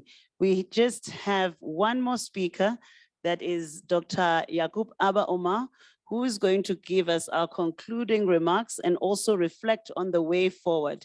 Because as indicated, there is continuing work. We've seen the results of the barometer and how shocking they are. So we've had to think about ways to craft a new set of scenarios. But at the same time, there's some important questions that were raised here. What I take from Michelle also is this idea of shared risk. We tend to think about shared wins, but not thinking too much about the risk, because there could be a lot that we can lose as well. So we have to be willing to accept that. So Abba, who is joining us remotely is on standby, and I'd like to call upon him to give us the concluding remarks. Sure. Thanks, Kolelwa, and thank you, colleagues, for attending. Thanks to all the colleagues that have put this wonderful program together. And I'm sorry I couldn't be there personally because I'm trying to suppress a flu as well. I think one of the important questions that I thought Lawrence raised, and it's a question that we, I love traveling by road between Cape Town and Johannesburg and back. I love road travels. And very early on, we taught our children not to ask the question, are we there yet? And I think that's something that with social compacting, it's clear that it's a process. It's clear, like we talk about a lot of relationships, that it's complicated. And it's clear that it needs everyone's commitment. It needs trust, like any other good relationship. So for me, this was really an important part that we need to be emphasizing. The term that we're trying to look at, we said collaborators, etc., enablers is something that I would throw in because, at some level, we have debated this a lot in the Indlulamithi project as well. What is our role in social compacting? And we're saying that, we're not going to be the people that can actually achieve it. But what we can do is encourage the notion of social compacting. And in doing that, we've unpacked several things that have come up today. One is that social compacting at a level is different from social cohesion, but they obviously work together. Social compacting requires partnerships, it requires negotiations, it needs, as we've heard from the ground up from Nishan and Andrew's experiences, it needs communication from what Michelle was saying all the time, etc.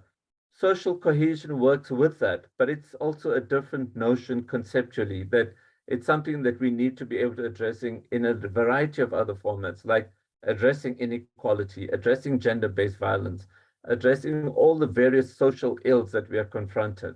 Now, how do we do that? How do we use social compacting to address that? And what we have found is that our discussion has straddled from the most highest levels, the echelons of the president and trade union leadership and business leadership and civil society leadership, all the way down to the particular issues on the ground. And we have to play that all the time. So these kind of dialogues can simply help raise those kind of possibilities, raise the kind of experiences we have had, and see what we can do. So one of the bedrocks of both social cohesion and social compacting that was emphasized by Matthew Parks and other speakers was that of trust. And we need to keep looking at how we can achieve that. A government DPME report on trust in institutions emphasized, and I think the several Afro Barometer are pointing out as well, that you need to look at trust horizontally between people and vertically between government and the people, or leadership and the people, or elite and the people. And as one of the comments in the chat said, that often social compacting is at the elite level, but what you've heard from other experiences that it can be more deeply rooted. Then I think that various elements that we've said that we need to be looking at, I think Lisa used a nice term of intersectionality that we can use in this context. I know we can often refer to in different ways. We often talk of trade-offs, but again, Matthew said that we can have win-win situations. But I think Adam Kahani also emphasized the need for binding dialogue, so that's important then around the issues around rule of law, the legal state, and we've then locate NEDLAC as a kind of place that we can try and achieve this kind of binding dialogues. There's no doubt that NEDLAC's role became very strengthened in our national response to COVID-19. We hope that it continues getting the capacity and the mandate that it requires. Capacity, will, leadership with areas that we have emphasized that we need to keep looking at and how we thrash that out. And really important lesson, I think the final point I want to make is that we need to focus on the essence. Let's not get sidetracked by a number of different issues and people just keep loading them onto the agendas when we decide to start having dialogue. That we have to arrive through the dialogue as to what is the essence of what we want to compact around. So thanks to all the colleagues, comrades that were here, all the experts, those of us like me that we're trying to learn and understand more and more as we have these engagements. Looking forward to lots more engagements around this. And talking about engagement, this is probably one of the best ways that we have been marking Mandela Month. We've had today's discussion on social compacting. NEDLAC is hosting a couple of discussions on social compacting. The National Planning Commission also had a really interesting discussion on social cohesion. So let us look at how we can take forward the example and the spirit of Mandela and bring the country together around a socially cohesive nation that is committed to compacting around the really important things that matter to all South Africans. Thank you.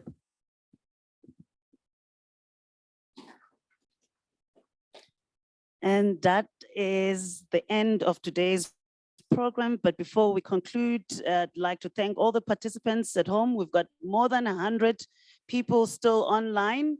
We'd like to also thank all the panelists with their very insightful input.